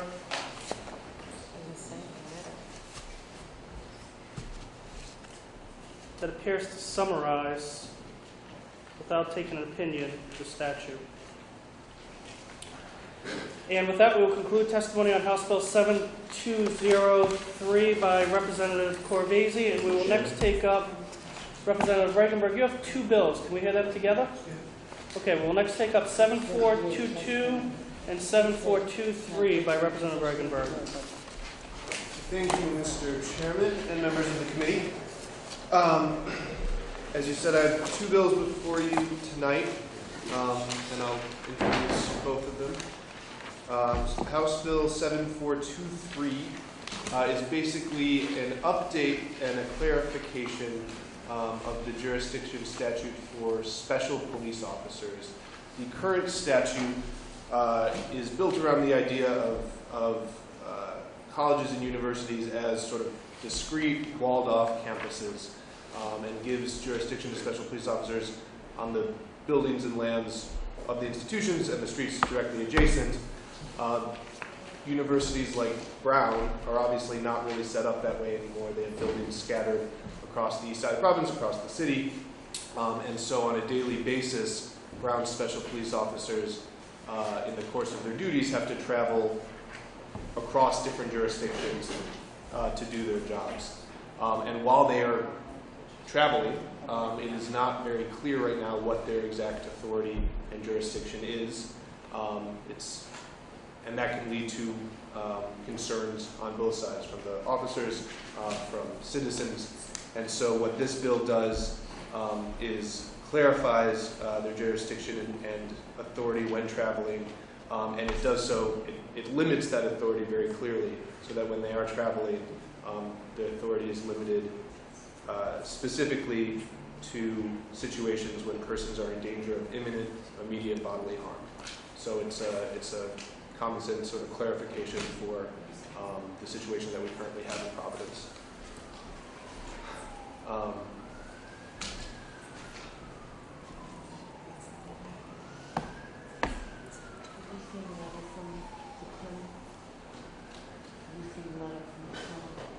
I'm No. sorry, I had a question. Go ahead, Representative Jello. Thank you, Chairman Keeble. The committee has a letter from Colonel O'Donnell of the State Police expressing a concern that not all private institution police are as trained as the Brown and Rhode Island School of Design police are. The Brown and Rhode Island School of Police are trained according to the police officers' standards and training certification system. Others, for instance, perhaps Providence College, are not. So maybe the legislation needs to be amended slightly? So my understanding is that, sorry not to interrupt, but the current bill only applies to, that only Brown University actually has special police officers as defined by Chapter 12, 2.1. Probably need to check then with Stephen O'Donnell to be sure, because he's expressing concern that, right, in University of Rhode Island, that there are private police institutions in the state of Rhode Island, private institutions that are not trained to this way and therefore should not, O'Donnell should not be practicing on public streets. Can I defer to, there might be... Yeah, we're going to get to Al in a bit. Do you want to talk I'll about briefly the other introduce bill? the other one. Sure. Yeah. So House Bill, thank you, Representative Jello. House Bill 7422, it gives municipal police chiefs the authority to request emergency police assistance, and then sets up a process whereby colleges and universities can enter into mutual aid agreements with their host cities or towns around the giving of that emergency assistance. And it needs to be locally approved, so that agreement would have to be passed by the local city or town council and the college and university governance board. So it's opening up an opportunity for our cities and towns, keeping local control. Thank you. Okay, and we've also received a letter from Colonel O'Donnell on this bill in opposition for the same Central Sanders. Any questions of the sponsor on 7422? All right, let's hear from Mr. Al Dahlberg from Brown University. Al?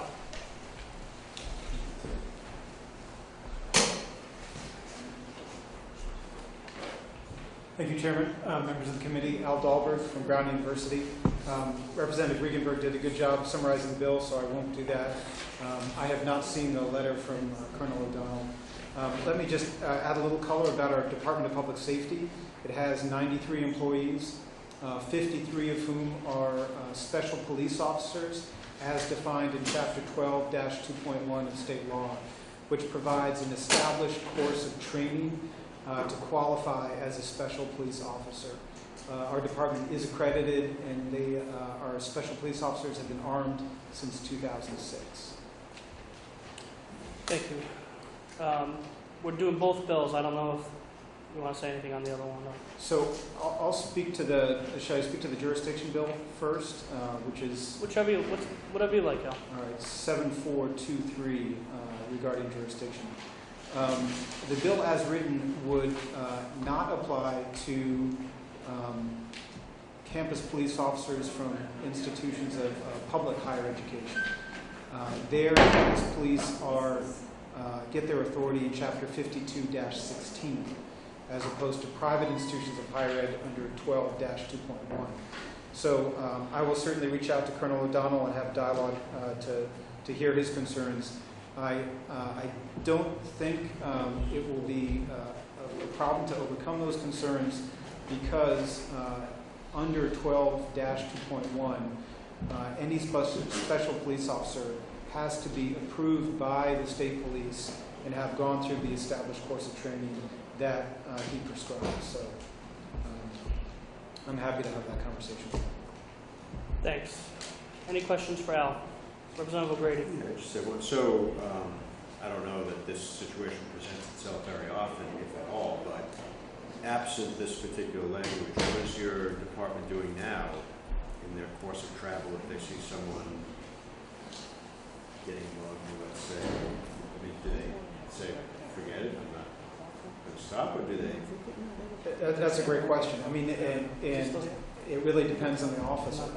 If he or she, and the judgment he or she has in that particular case. I mean, the genesis of this bill was our special police officers coming to us and saying, we feel very uncomfortable about where our jurisdiction lies when we're traveling between the buildings and Landon Brown University. We don't know if the state law will protect us if we intervene in a case where we see someone being mugged or harassed or attacked. What is the threshold for that? So that was the genesis for the bill. Any other questions for Al? Thank you. I just have one. Yes, Representative Mackey. Have the Providence Police weighed in on this? I mean, obviously, they're the ones you'd be dealing with because they'd be requesting that you assist, right? Yeah, I have. We have had. On the mutual aid bill. Yeah. Yeah, on both bills, we've had good discussions with Providence Police.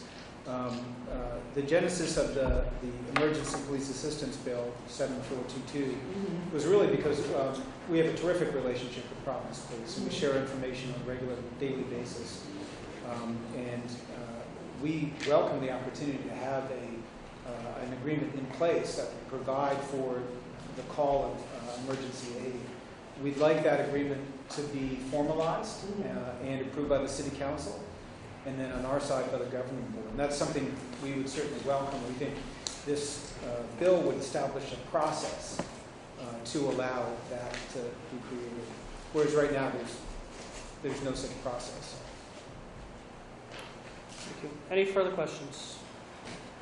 Thank you. Could we hear from Hillary Davis from the ACLU? Thank you, Al. Thank you.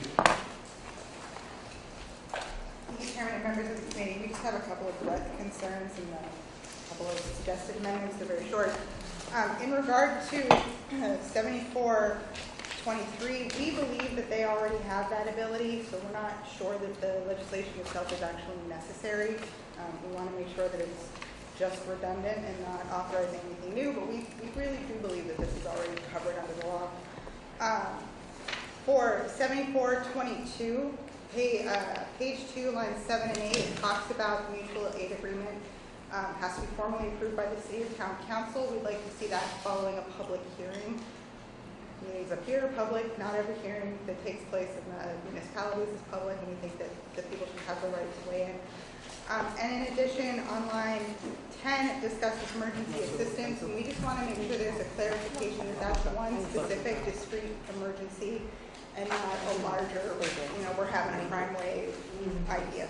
Just a small clarification, and we would appreciate it in the final bill, and we're happy to work with the sponsor.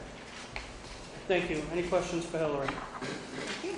Thank you very much. Robert Quinn from the Rhode Island Fraternal Order of Police signed up on both bills in opposition, and has already been discussed. Colonel O'Donnell from the State Police sent letters in opposition on both bills, and that will conclude testimony on House Bills 7422 and 7423 by Representative Regenberg. And we will next take up Representative Craven's bill, House Bill 7537. Thank you, Mr. Chairman. This bill was submitted by myself on behalf of the Department of Attorney General. It is anecdotally known, or layperson words, as the revenge porn bill. In this day and age of the computer, which there are so many computer access to Facebook, to all kinds of other things that I don't particularly participate in, but I hear about from my kids.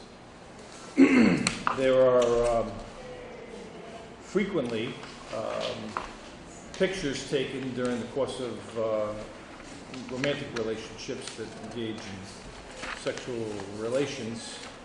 And when things turn bad in a relationship, parties publish those on the internet. And those publications, as I understand it, become permanent because you can't erase something you put on the internet. So this would criminalize such behavior in an effort to deter such behavior. The crime itself, first offense would be a misdemeanor, but it describes itself, and I think if I can read 3 sections of it that are very brief.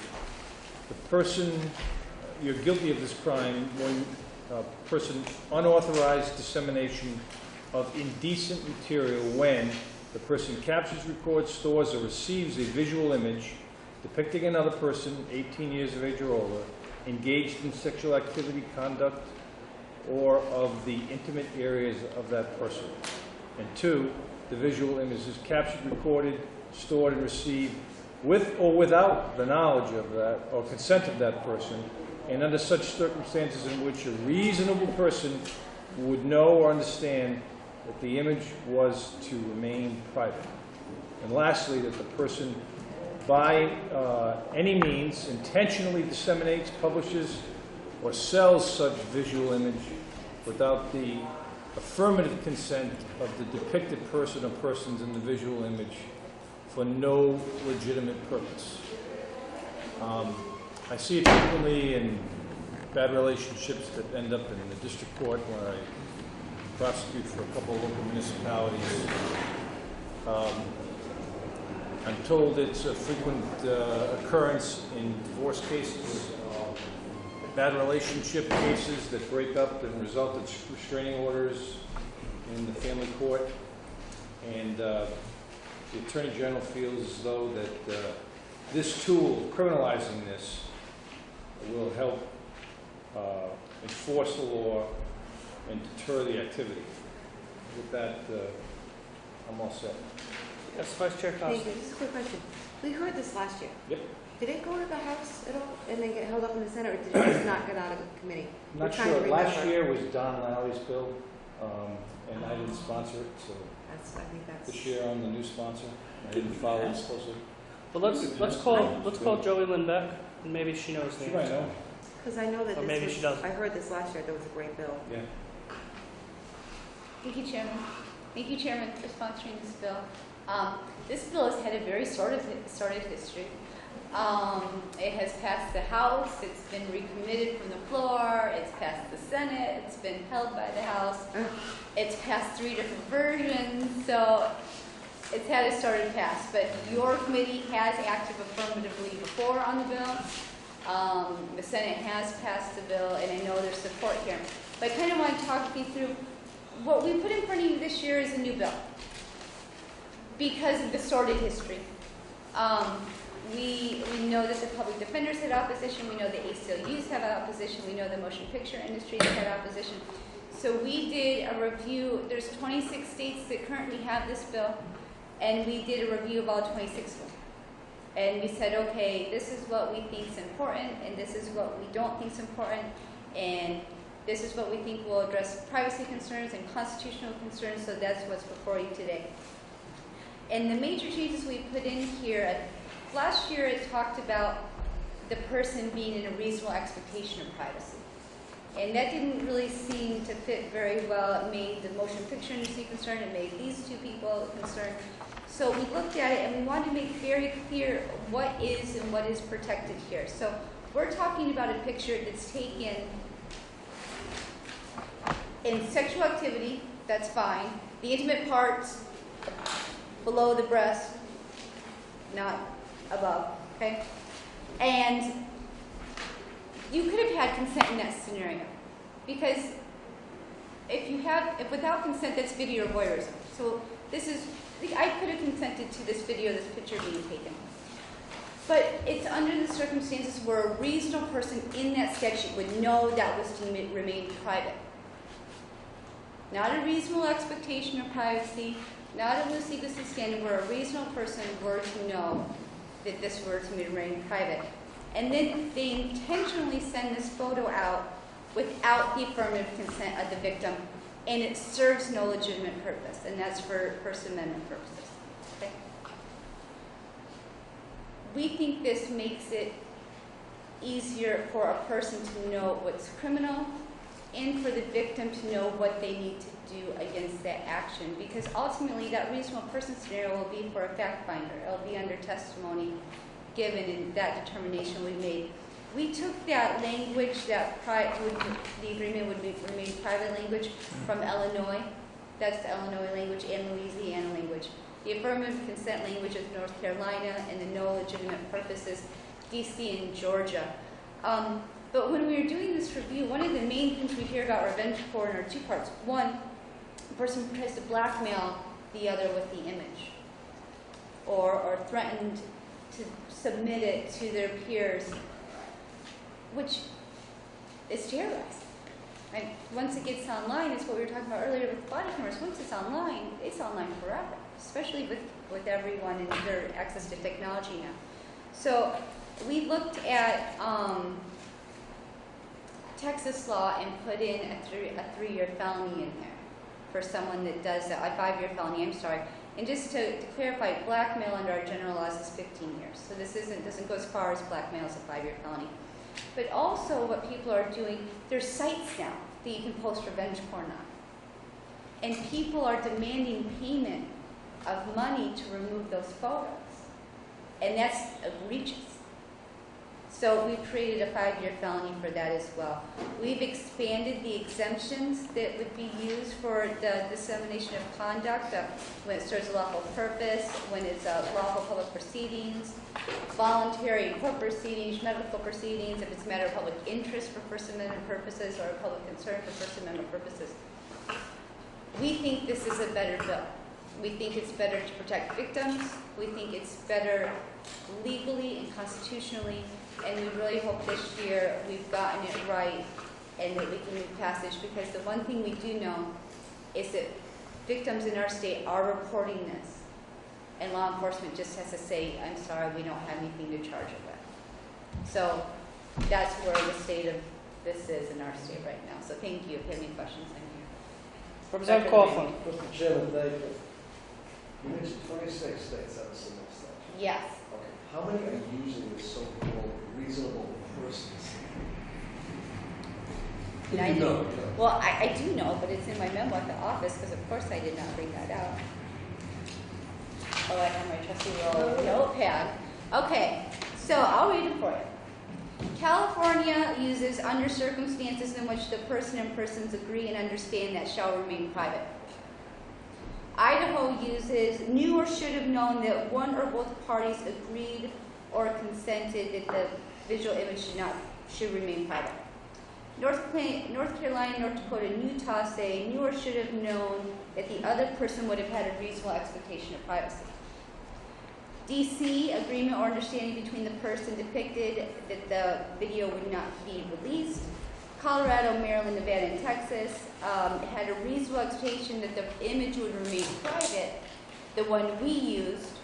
So those are the different, they're all reasonable, they're all private, they're all... Reasonable, should have known. Right. Okay, so what happens when, many cases went up on appeal over that crazy hour. Yeah. And what's happened on the appeals? The only appeal that I know of is New York has done an appeal and Arizona has done an appeal, and I think that was on the reasonable expectation of privacy language or vagueness, or both. Either they both? Arizona, they pulled it back and they're working on their statute right now. In New York, I think they're pulling it back now. But that language is very different than the language we use in the states that have one. Here's my question. When it was up on appeal, what is this reasonable person standard? Well, the good It news, sounds reasonable. What is it? well, the good news is that a reasonable person standard has been used in our courts for the last 200 years. So that's something that they can look at, of what a reasonable person is under the law. Representative Filippi. You said there's some states where it's only a violation if there was an agreement that the image would remain private. Did I hear you correctly when you read through it? California does in circumstances in which persons agree or understand that they shall remain private. So that's more restrictive. That's more than restrictive. this. And then Idaho says knew or should have known that one or both parties agreed or understood that the visual image would remain private. So that's more restrictive. And my concern is like a couple of young kids, you know, one has pictures of his girlfriend and he shows his brother. I like the bill, I think we need to do something, but I'm just concerned about unintended consequences. Right. But if there was an agreement that the image were to remain private, I'd be more willing to assess a criminal liability than going to disseminate that image or even show it somewhere on your phone. Well, and that brings you to, and that's the thing that we considered when we were writing this, because you're like, okay, you have, and it's not juveniles because that's sexy, so we're not talking about juveniles here. 18. We're talking about the college kids. What's the agreement? Is it signed? Is it verbal? What kind of agreement is it? Or is it an agreement that we were in that moment and we understand that it was to remain private? That's where we're at. So it's just, it's hard. Because what would the agreement be? So it's essentially about when you're saying, when you take this picture, you have to agree it remains private or all bets are off? I don't see that the language says that. The California. Because it's understand, agree or understand. I don't think it says that. And that is why we put the affirmative consent language in there. Because we want to say to at least the victim that if you didn't give your affirmative consent that that picture's going out, then that's something of, I didn't agree to this. It's a tough bill. It's a 6-year bill. You know, I'm talking about revenge porn, Chairman. I know you do. Any other questions for Joey? I'm not touching this one. All right. Thank you for your understanding. Thank you, Chairman. Let's hear what Randall Rose has to say about revenge porn. Thank you, Mr. Chair and members of the committee. I did testify on this bill last year opposing it, and I'm glad to see how the bill has been changed because the changes do address a lot of the things I was concerned about in the past. So it's, I think it is a much better bill now. You're signed up in favor now. I am signed up in Okay. favor. Because revenge porn is a problem, but it's also a problem if you write the law in the wrong way. And this does have quite a few new exemptions that cover the cases that I can think of. This bill does put considerable effort into protecting dissemination of information for legitimate purposes. The operative language is for matters of public concern, for criminal enforcement, scientific or educational activities, and so on. So it's, I guess, one minor issue here is, and we already discussed this passage, but this is page 2, line 22-23. It says, a reasonable person would know or understand that the image was to remain private. And as Representative Coughlin may want to point out, there is ambiguity there. Is the issue whether the reasonable, because this bill covers not just the initial dissemination of the image, but also when somebody who received the image goes on and disseminates it to even more parties. And if somebody who received the image goes on and disseminates it to even more parties, is the standard whether the reasonable person knows that it was to remain private against the initial dissemination or against the later dissemination. I think the intent has to be the initial dissemination, but that has to be made clearer. Sorry,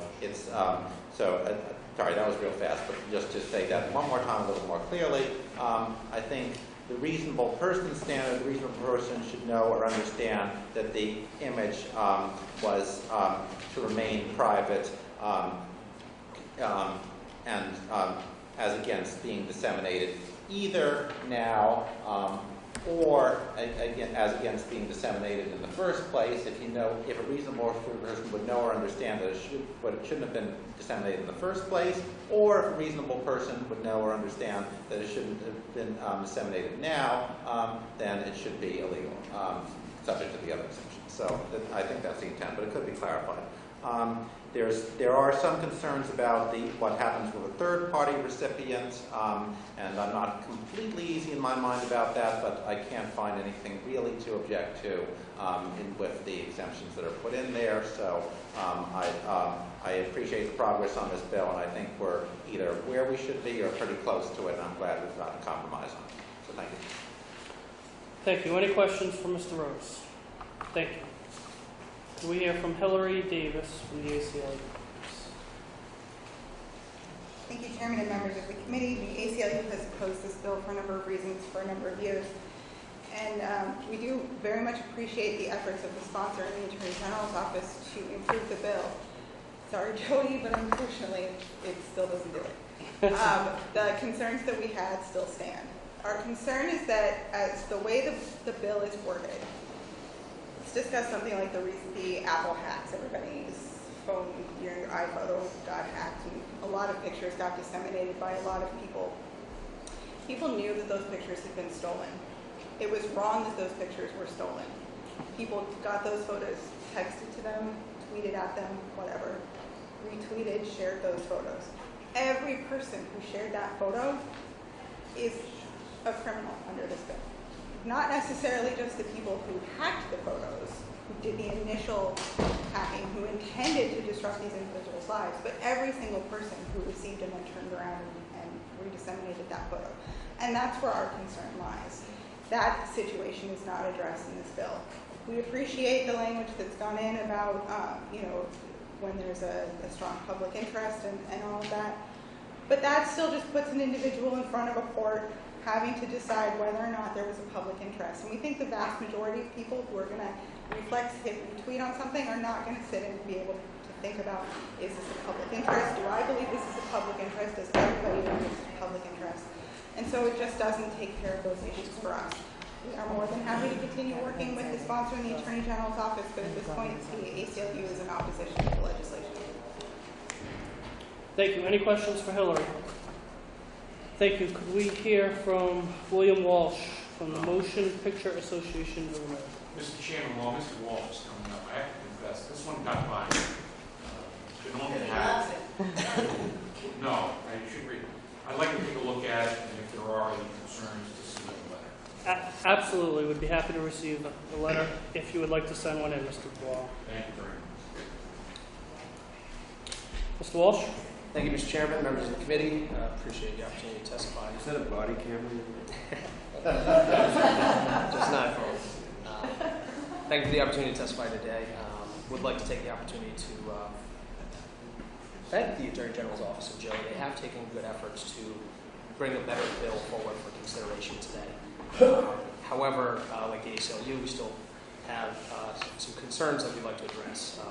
On behalf of the Motion Picture Association and the Media Coalition, of which they are a member organization, I've provided written testimony from both organizations for your review, so I just want to highlight a few points that were brought up. Before doing so, there was testimony that said that this bill was really directed, that it only really affects sexual intercourse. There really is a great array of things that are impacted, especially in the newsworthy realm. You do have instances where newsworthy events such as prisoners in Abu Ghraib or former Congressman Anthony Weiner sending out his own pictures without his own intention to have them disseminated, that create a complicated circumstance for other entities captured by this bill as drafted. But the bill in its current form could limit the distribution of a wide array of mainstream constitutionally protected material, including items of legitimate news, commentary, and historical interest. These items are part of news, public affairs, entertainment, or sports programming, and are distributed in motion pictures, television programs, audiovisual works of all kinds via the internet and other media. In order to remedy the infirmities, the MPAA urges the inclusion of an intent to harass requirement in the definition of a crime. 6 other states have included this in their statutes dealing with this particular issue. While the bill does have an exemption for items that are in the public interest, this alone does not offer the member companies sufficient protection as the final determinations of whether the material in question constitutes a matter in the public interest is left to a jury. Editors and producers would have no way of knowing in advance whether an image would be deemed to fall in this category or not, which would create a substantial and unconstitutional chilling effect on speech. The exceptions that constitute a matter of public concern does provide medical, excuse me, the terms don't provide any guidance for publishers. It forces publishers or editors of a news publication to consider whether a prosecutor will think the image is a matter of public concern. So this bill goes far beyond the images used to harass or torment the person in the picture, and instead criminalizes images that can be newsworthy, artistic, educational, or historic in nature. A person need not have malicious intent in sharing an image in order to be found guilty. The person in the photo does not even have to have suffered any harm. In fact, the law applies to images even if the picture is not recognizable.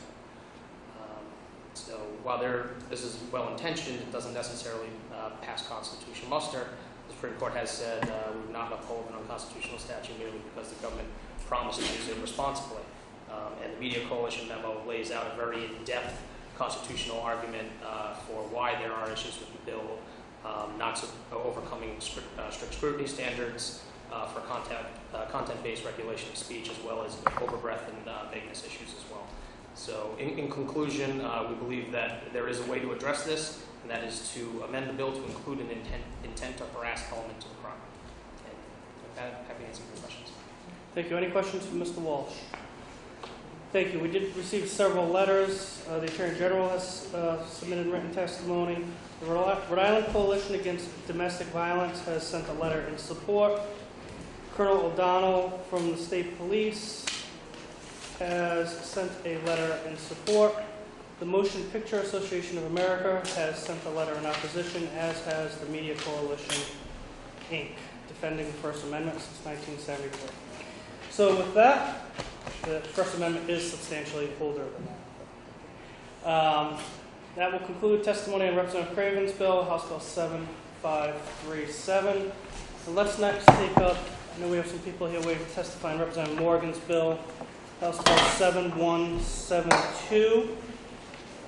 This is a bill that would prohibit eligible recipients of direct cash assistance from using direct cash assistance funds for the purchase of alcoholic beverages, lottery tickets, or tobacco products, and other prohibited transactions. It would further require eligible recipients of direct cash assistance who make a purchase in violation of this act to reimburse the department for such purchases. And could we hear from Pamela Jennings from the Rhode Island Hunger Center? Thank you for your patience tonight. Thank you. Thank you, Mr. Chairman and members of the committee. So I work at the SNAP Outreach Project at the University of Rhode Island, the Feinstein Hunger Center.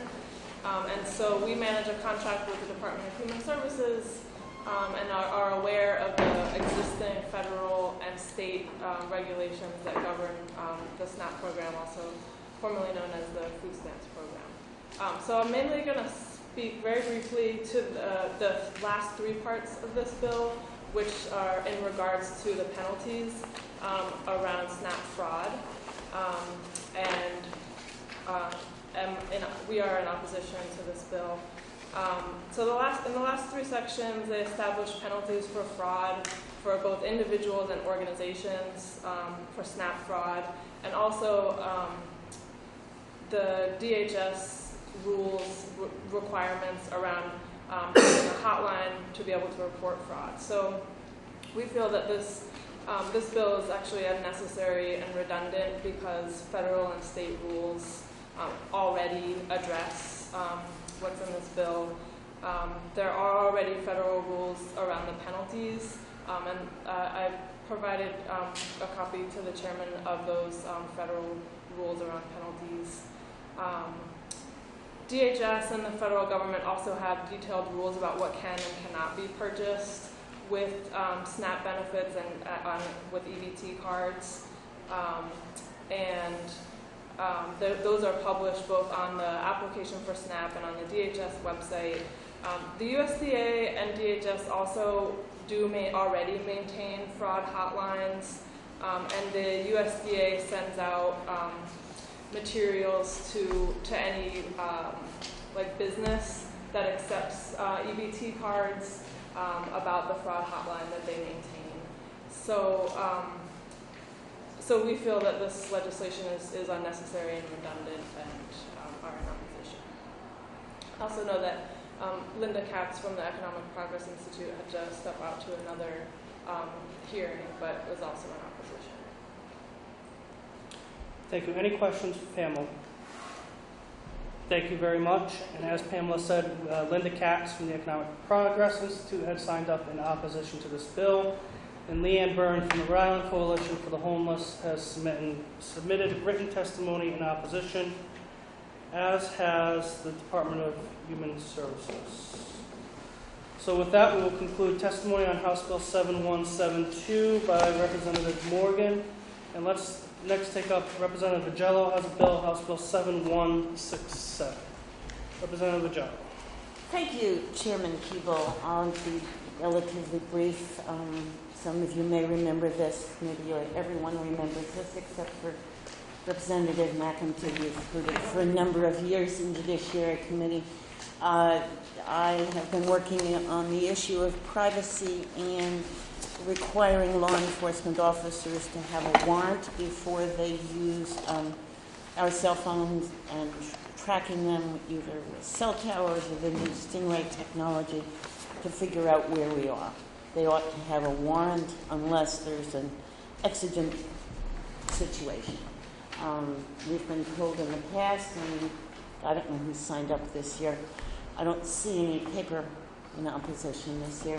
We've been told in the past that having a warrant before a search is best practices, but somehow they don't want to put it in law, what best practices are. So some of my frustration expressed over Representative Almeida's bill comes from this issue and law enforcement's reluctance to us having us put in law.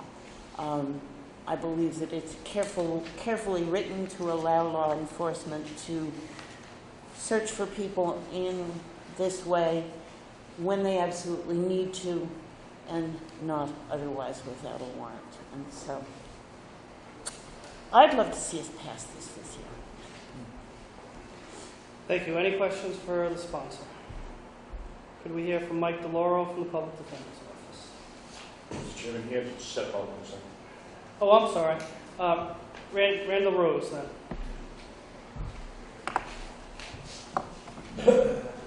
Thank you, Mr. Chair and members of the committee. So this bill requires getting a warrant for a search, which, as has been said, should be automatic. It should be an automatic requirement that you need a warrant before you can do a search. And it deals specifically with getting cell phone location information. We do live in the digital age where there's a lot of information that's being generated and a lot of ways of analyzing that information and reconstructing more information based on the information you have. Cell phone location information is considered one of the most intrusive kinds of information because if you get location information about a person, it's very easy to reconstruct a lot about their activities, the people they associate with, and even apart from the people they associate with, what their daily habits are, and where they spend their time, even a lot about their personal priorities. So it is very important to treat that seriously and make sure that that has the full Fourth Amendment protections of a warrant requirement. There certainly are some emergencies where you don't have time to get a warrant, and the bill does allow for that. But apart from emergencies, this is very sensitive information, and it needs to be treated in that sensitive way. This has been the subject of public debate in recent years. There is certainly a minority of people who say, well, it really isn't a problem to gather this electronic information.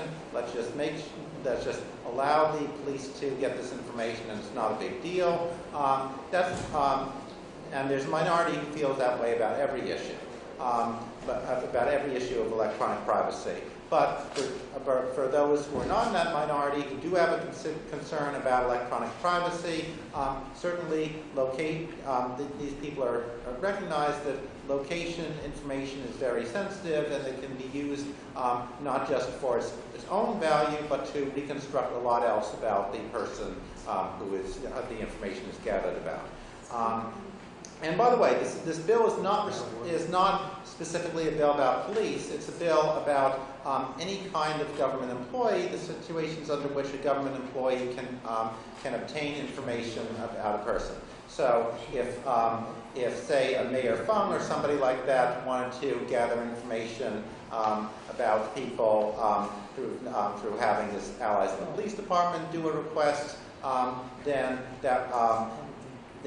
current law doesn't do anything to stop people from stop that information from being gathered on behalf of Mayor Fung or some other government employee.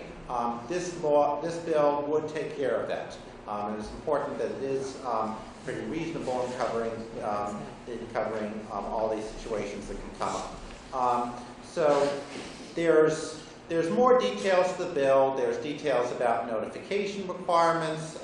There's details about what information has to be provided to the judge when there's a warrant.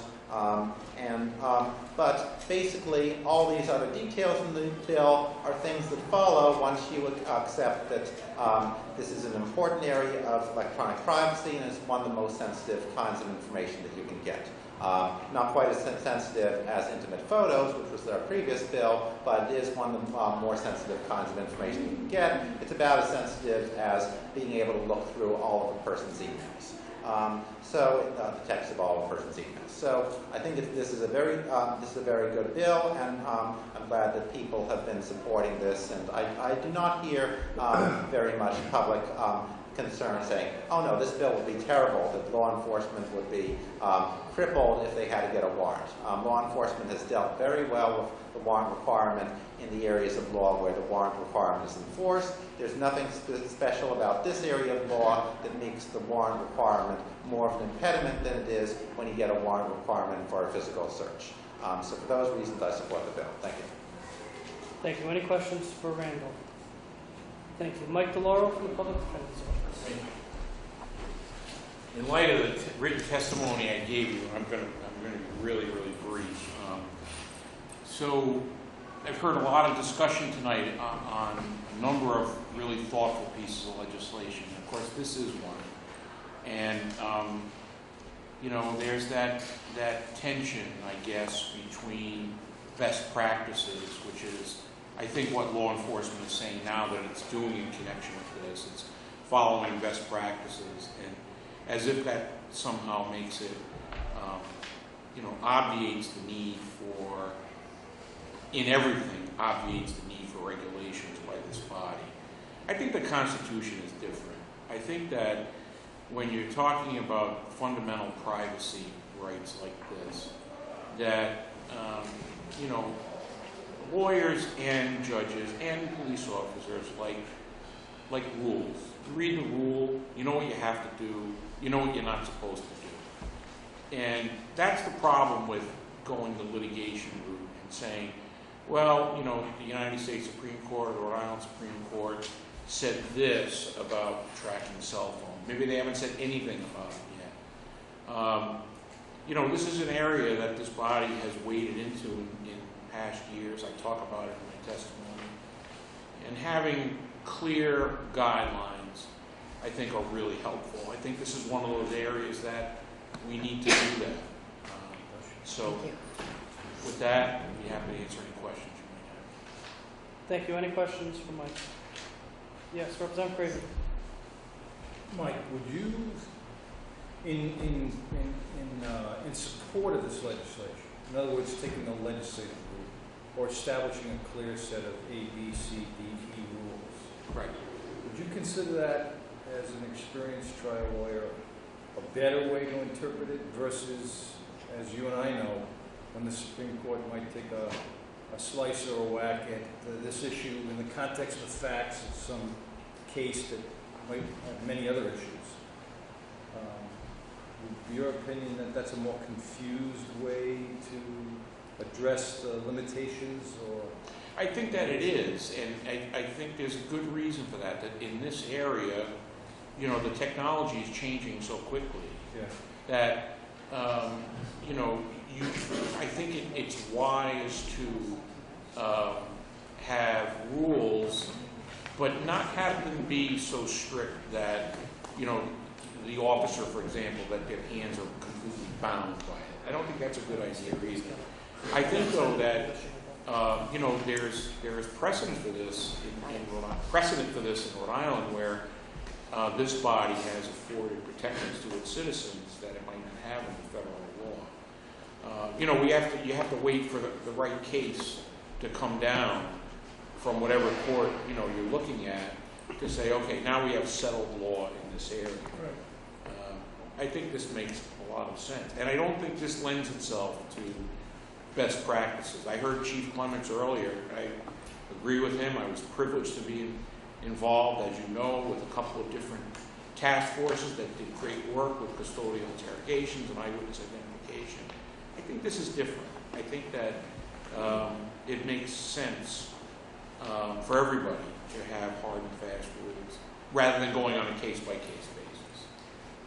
I mean, you and I both know, it's going to be ancient history now, but the Von Bulow case, where private search issue came up. The black bag. I mean, it was just used, misused in so many different ways over the years, despite the fact that it was precedent setting. And Rhode Island did grant additional privacy rights to people under that particular case. But it wasn't clear, and then every time it was raised by the defense and the prosecution in one way, shape, or form, it was always tried to be limited to the facts of the Von Bulow case. And that doesn't give clear direction to either the possessor of the constitutional rights or the officer trying to investigate the case, I think. Obviously, I agree with that. And again, you know, I've been a lawyer for almost 35 years, and, you know, we kind of like rules, right? We like to see them on the paper and what it says, and do this, don't do that. But it's for you folks to decide. Thank you. Any other questions for Mike? Yes, Representative McEntee. So, this is just for tracking the cell phone. So, the police officer finds out has the cell phone number and somehow gets the location where the cell phone is. But still to enter, they would have to get one. I believe so. I mean, but I think what I'm just wondering. Right. I think what the police have been saying is that they are following, essentially they are following what this legislation says, but doing it via policy, doing it via best practices. And again, I think there are areas, you know, the bill that you heard earlier with Rep. Almeida's bill with, you know, the body cameras. That's something that might lend itself to a study group. I think study groups can be great. And, you know, like I said, I've participated in those. I don't think this should be subject to that. I think that we need rules. So we would need. So in other words, the police would need a warrant to even go after the location. Is that what we're saying? So they know that's the point. They know where this phone is via some satellite. No, they don't know where the phone is. They know my phone number. Mm-hmm. What they want to do is find out where I am. Which they can do and now. They can do it. To within like 7 feet. You haven't heard the testimony in the past, but no. They can ping the towers. They know exactly where you are to within 7 feet. Yeah. Within 7 feet of where you are. And they can do it to you and everybody else in this committee, and they can cross-reference it, and they can know where we all met to decide, you know, who's going to be the next Speaker of the House. I think is what we heard. Yeah. Go back 20 seconds. So, and I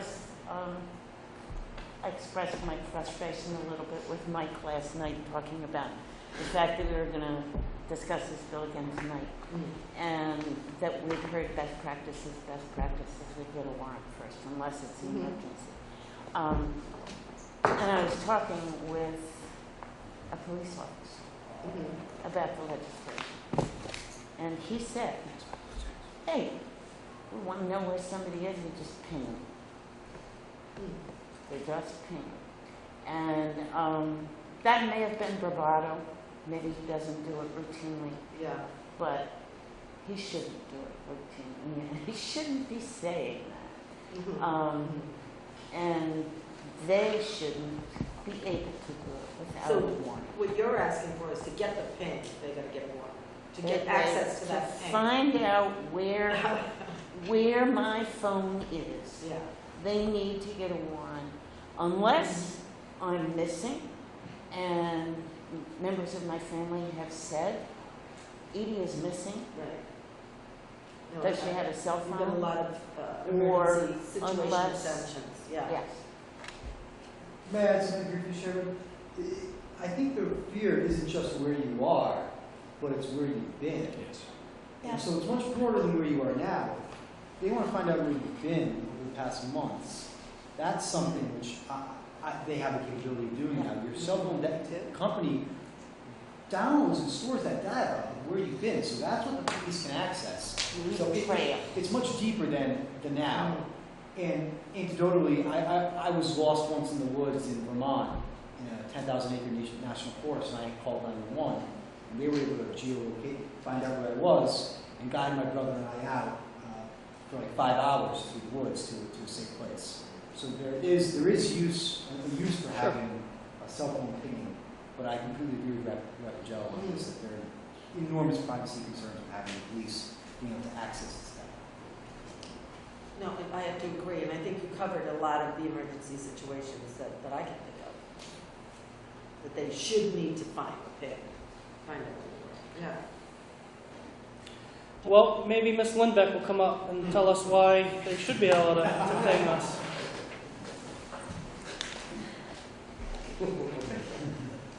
Just because they want to know where everyone you are at all times. I don't have anything else better to do with my life. What was it they said to Nixon? Just because you're paranoid doesn't mean they're not after you?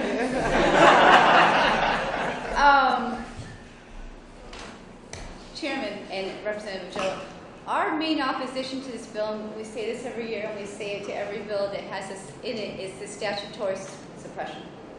If there's any violation of any provision of this section, the evidence is immediately suppressed from trial with no hearing. So if one of the many provisions in providing notice and getting permission and providing the warrant to the target isn't done, that evidence is excluded from trial. How is that in the best interest of justice or public safety?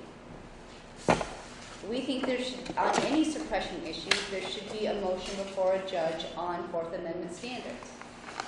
We recommend in historical location ID circumstances that there be a warrant because there's a reasonable expectation of privacy and Fourth Amendment considerations are invoked. That's advice. There's current law talking about what we need to do in emergency situations under the Kelsey-Smith Act. That's current law, so we get that too. In current situations, non-Kelsey-Smith and non-historical, that depends on a case-by-case basis for our analysis on Fourth Amendment implications. However, it is our position, and it will remain our position, that nothing should ever be statutorily suppressed from evidence. It should always have a hearing in front of a court. And that's our main opposition to this bill. I would point out that less than a half a dozen states have dealt with this statutorily. And what have they done? What have they done? What have they done? Yeah, so other states have looked at this issue? 4 or 5. Okay, that's other. What have they done? Montana and Maine passed this bill because it's the ACLU model bill. Montana passed the bill, which was the first in the nation, and Maine, which is the ACLU model bill. California's was vetoed due to it didn't balance law enforcement needs with privacy needs enough. And the other one, let me pull share one. Colorado does it, but it doesn't apply to service providers, and it doesn't constrain the federal government. So We think in all Fourth Amendment cases, it's our position that this should be determined by the courts. That's how most of our Fourth Amendment issues have been considered, is by the courts. That's what's happening in other states. You know, the Commonwealth of Massachusetts has decided there does need to have a search warrant in historical location circumstances. That case law's out there. Rhode Island hasn't decided that issue yet. However, I will say again, a statutory suppression is something we are extremely in objection to. We will continue to be in objection to that, and we don't think it's in the interest of public safety.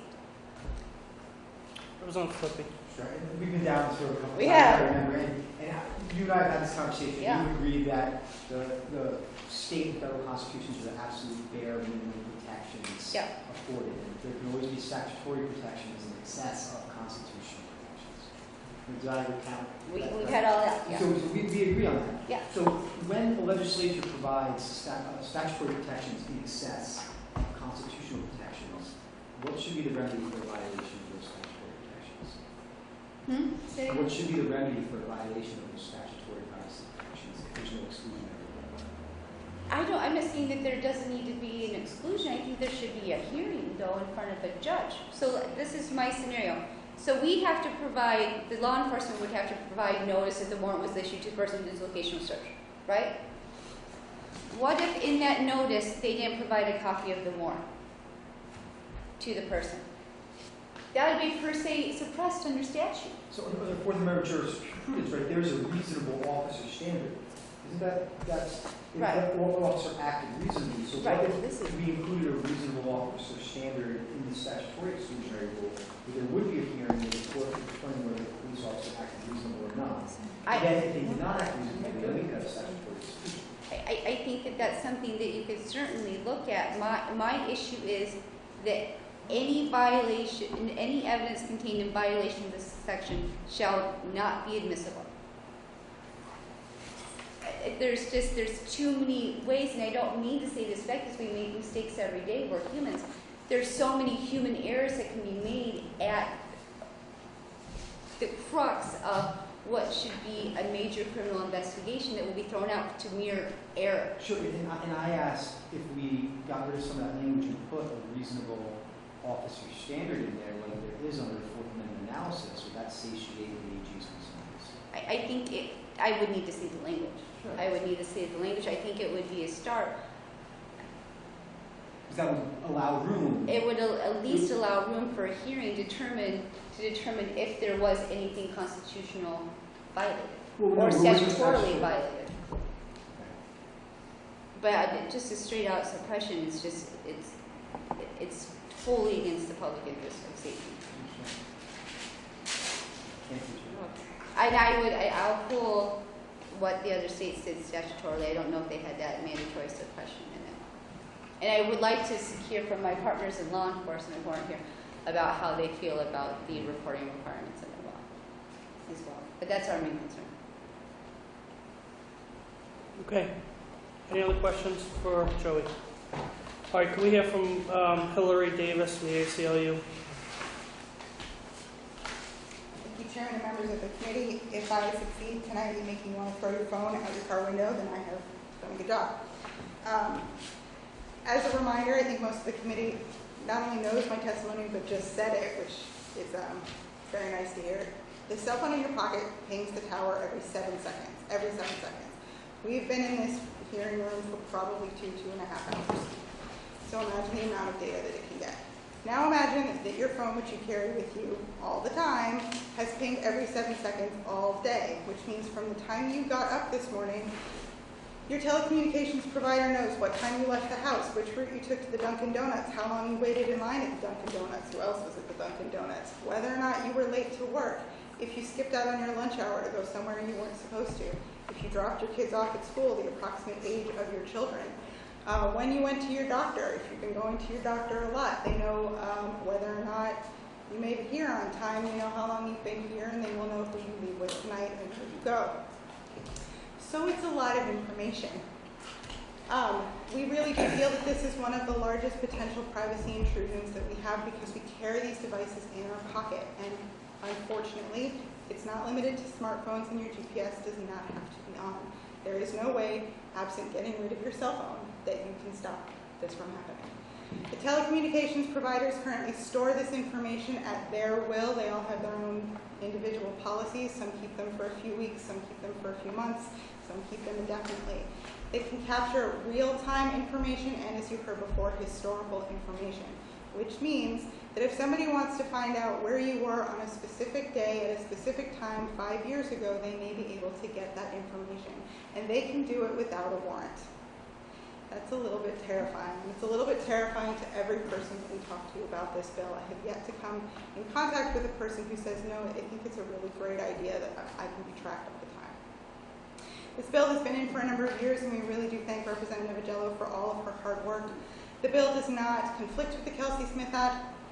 In fact, it accommodates a lot of the same language. It just adds a 48-hour notice for reporting requirement after the fact, which we don't think is a lot. I certainly understand the concerns about exclusion, and we want to make sure that any person who needs to be prosecuted and found based on this information is found. But with this serious privacy intrusion, it's very, very important that we make sure that law enforcement does this right. What we don't want to hear is, oops, I violated your Fourth Amendment right. Too bad. I do want to note that the conversation about whether this should be done legislatively or in the courts has been going on for a long time. I believe there are actually 11 or 12 states now that have warrant requirements. Some have gotten it legislatively, others have gotten it through the courts. But it's really, I think, helpful to note what Supreme Court Justice Alito said in 2012, and I've been bringing this quote to the committee for a long time. In circumstances involving dramatic technological change, the best solution to privacy concerns may be legislation. A legislative body is well suited to gauge changing public attitudes, draw detailed lines, balance privacy and public safety in a comprehensive way. He thinks he should do it. I think he should do it. I'm pretty sure the constituents think he should do it. This, I believe, is the 5th year that this bill has been heard, and I hope that we don't have to do it for a 6th. With that, I can answer any questions that you have. Thank you. Yes, Representative Ford. I have a very brief one. I seem to remember from my law school constitutional law class that data belonging to someone is in the hands of the third person. That person who owns the data doesn't have a reasonable expectation of privacy. I think there was a case where a client of an accountant had their files at the accountant's office, and the police raided the accountant's office without a warrant, and because the client didn't have a reasonable expectation of privacy in that data, he couldn't bring Fourth Amendment claims to exclude data. So is the theory out there is that because this data is being held by cell phone companies, that the cell phone customer doesn't have a reasonable expectation of privacy in that data being held? It's certainly an argument that's being made a lot.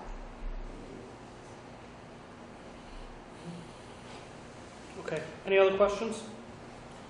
Thank you. We did receive a letter from the ACLU and the Public Defender's Office on this, both in support of the bill. And with that, we will conclude testimony on House Bill 7167. And we can all go in the hallway and destroy our cell phones. I know, I feel like doing. Thank you, Hillary. Thank you. Let's take Turn them off periodically. let's take House Bill 7207 by Whip Edwards. This is the bill that would prohibit surveillance on any public highway in the state unless specifically authorized by statute or court order. It would also provide for the confidentiality of information collected or stored. This is the bill we talked about a couple times during the truck toll debate. I apologize. I wish that there were more people that testify on it. Certainly I wish the sponsor had been able to stay to testify on it, because I do think it's an important bill, as I said on the floor.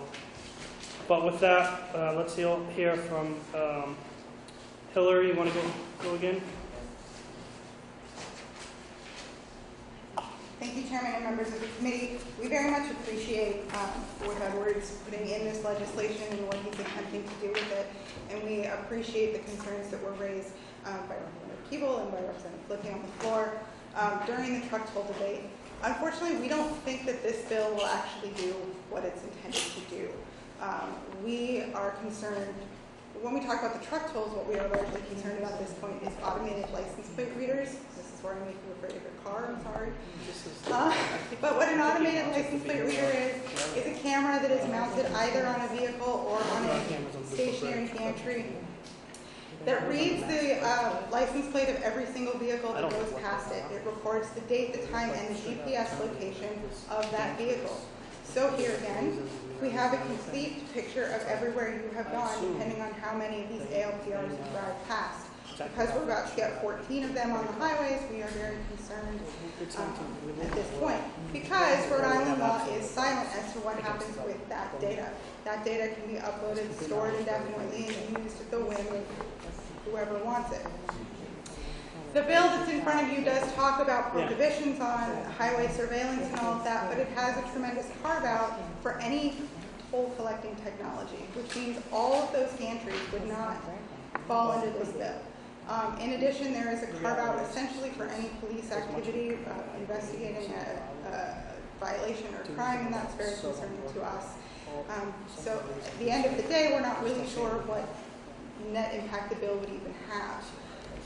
We have model language, at least dealing with the ALPR issue, that we are happy to share with Edwards and with the committee. We are happy to work with anybody who wants to work on this to make sure that we do have meaningful privacy protections put into the law. We feel that it's critical that these are done by the end of this legislative session, because once those gantries go up, it's going to be very difficult to unring a bell. And we want to make sure that the privacy of all Rhode Islanders are protected. So with that, I'm happy to work with the chairman, the whip, and anybody else to put together really comprehensive legislation addressing these issues. Thank you. Any questions for Hillary? Thank you. Randy Rose.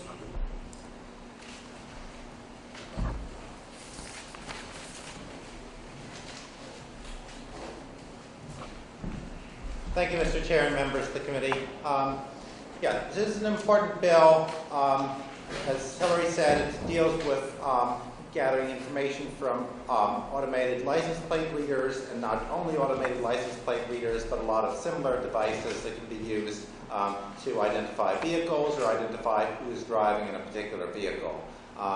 And the Rhode Island, just to give a retrospective, Rhode Island's legislative approach so far has been pretty scattershot. We have a number of provisions already in the books that authorize automated license plate readers. We actually have a bill introduced this year that, again, adds a new section to the law authorizing automated license plate readers for the bill that's up this year is the one for checking the insurance status of, in particular, people living out of state. That's a different bill, Mr. Rose. It is a different bill. I'm just bringing up the Please fact. talk about this bill, please. I'm sorry. Thank you.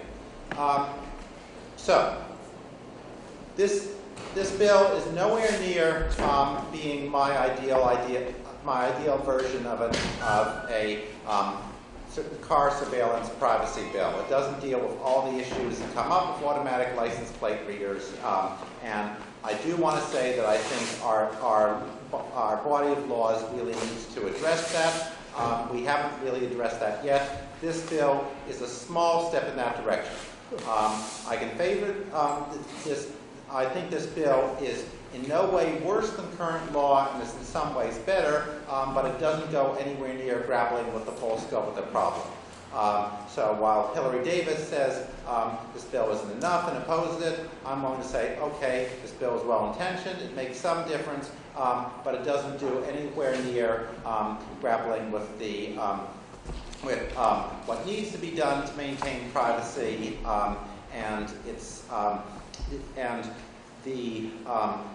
the group I belong to, the Rhode Island Coalition to Defend Human and Civil Rights, is in favor of this bill. We would just like something stronger. We are the Rhode Island affiliate of a national organization called Restore the Fourth, a Fourth Amendment group, and Restore the Fourth does also have model legislation dealing with automated license plate readers. So like Hillary would say, this is nowhere near the ideal legislation, but it at least doesn't do any harm.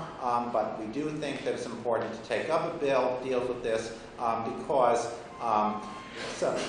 there have been a lot of privacy concerns about these toll collection things and about these insurance confirmation mechanisms.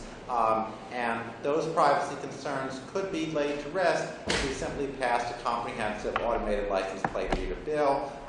So my group would be happy to work also with people who would want to draft that. Although we think the ACLU would also do a good job. So thank you. Thank you. Thank you, Mr. Rose. Any questions? Thank you. All right, that will conclude testimony on House Bill 7207. Certainly, we've heard a lot of privacy bills tonight. I don't think the average person realizes how much privacy they've lost in the past 20 years. I think at some point in time, I hope it's very soon, Americans wake up and realize we are living in 1984, and Amen, Chairman. someone's going to have to do something about that, or not. But all right, last bill of the night, House Bill 7576 by Representative Williams. This act would provide that law enforcement agencies may distribute and make public upon request from any person the general description along with age, weight, height, and photographs of individuals convicted of certain offenses, including burglary, breaking and entering, robbery, larceny from a person, and stolen motor vehicle offenses. We do have a letter from Colonel O'Donnell in opposition to this legislation. Could we hear from Mike DeLauro from the Public Defender's Office, please? Pretty rare I agree with Colonel O'Donnell about anything, but this is an ill-advised piece of legislation. Would you like a copy of the letter for your That would be great. mental file? Sure. We saw this as being an attempt to set up an informal community notification scheme for those who have been convicted of breaking and entering. And we're not big believers in the effectiveness of community notification for a lot of different reasons, and we don't think this is a good idea. Happy to answer any questions you might have. Thank you. Any questions for Mike? Do we hear from, yes, Representative Flippy? Is there anything that prevents the police from doing this on their own right now? I'm going to guess, Rep. Filippi, without having seen Colonel O'Donnell's letter,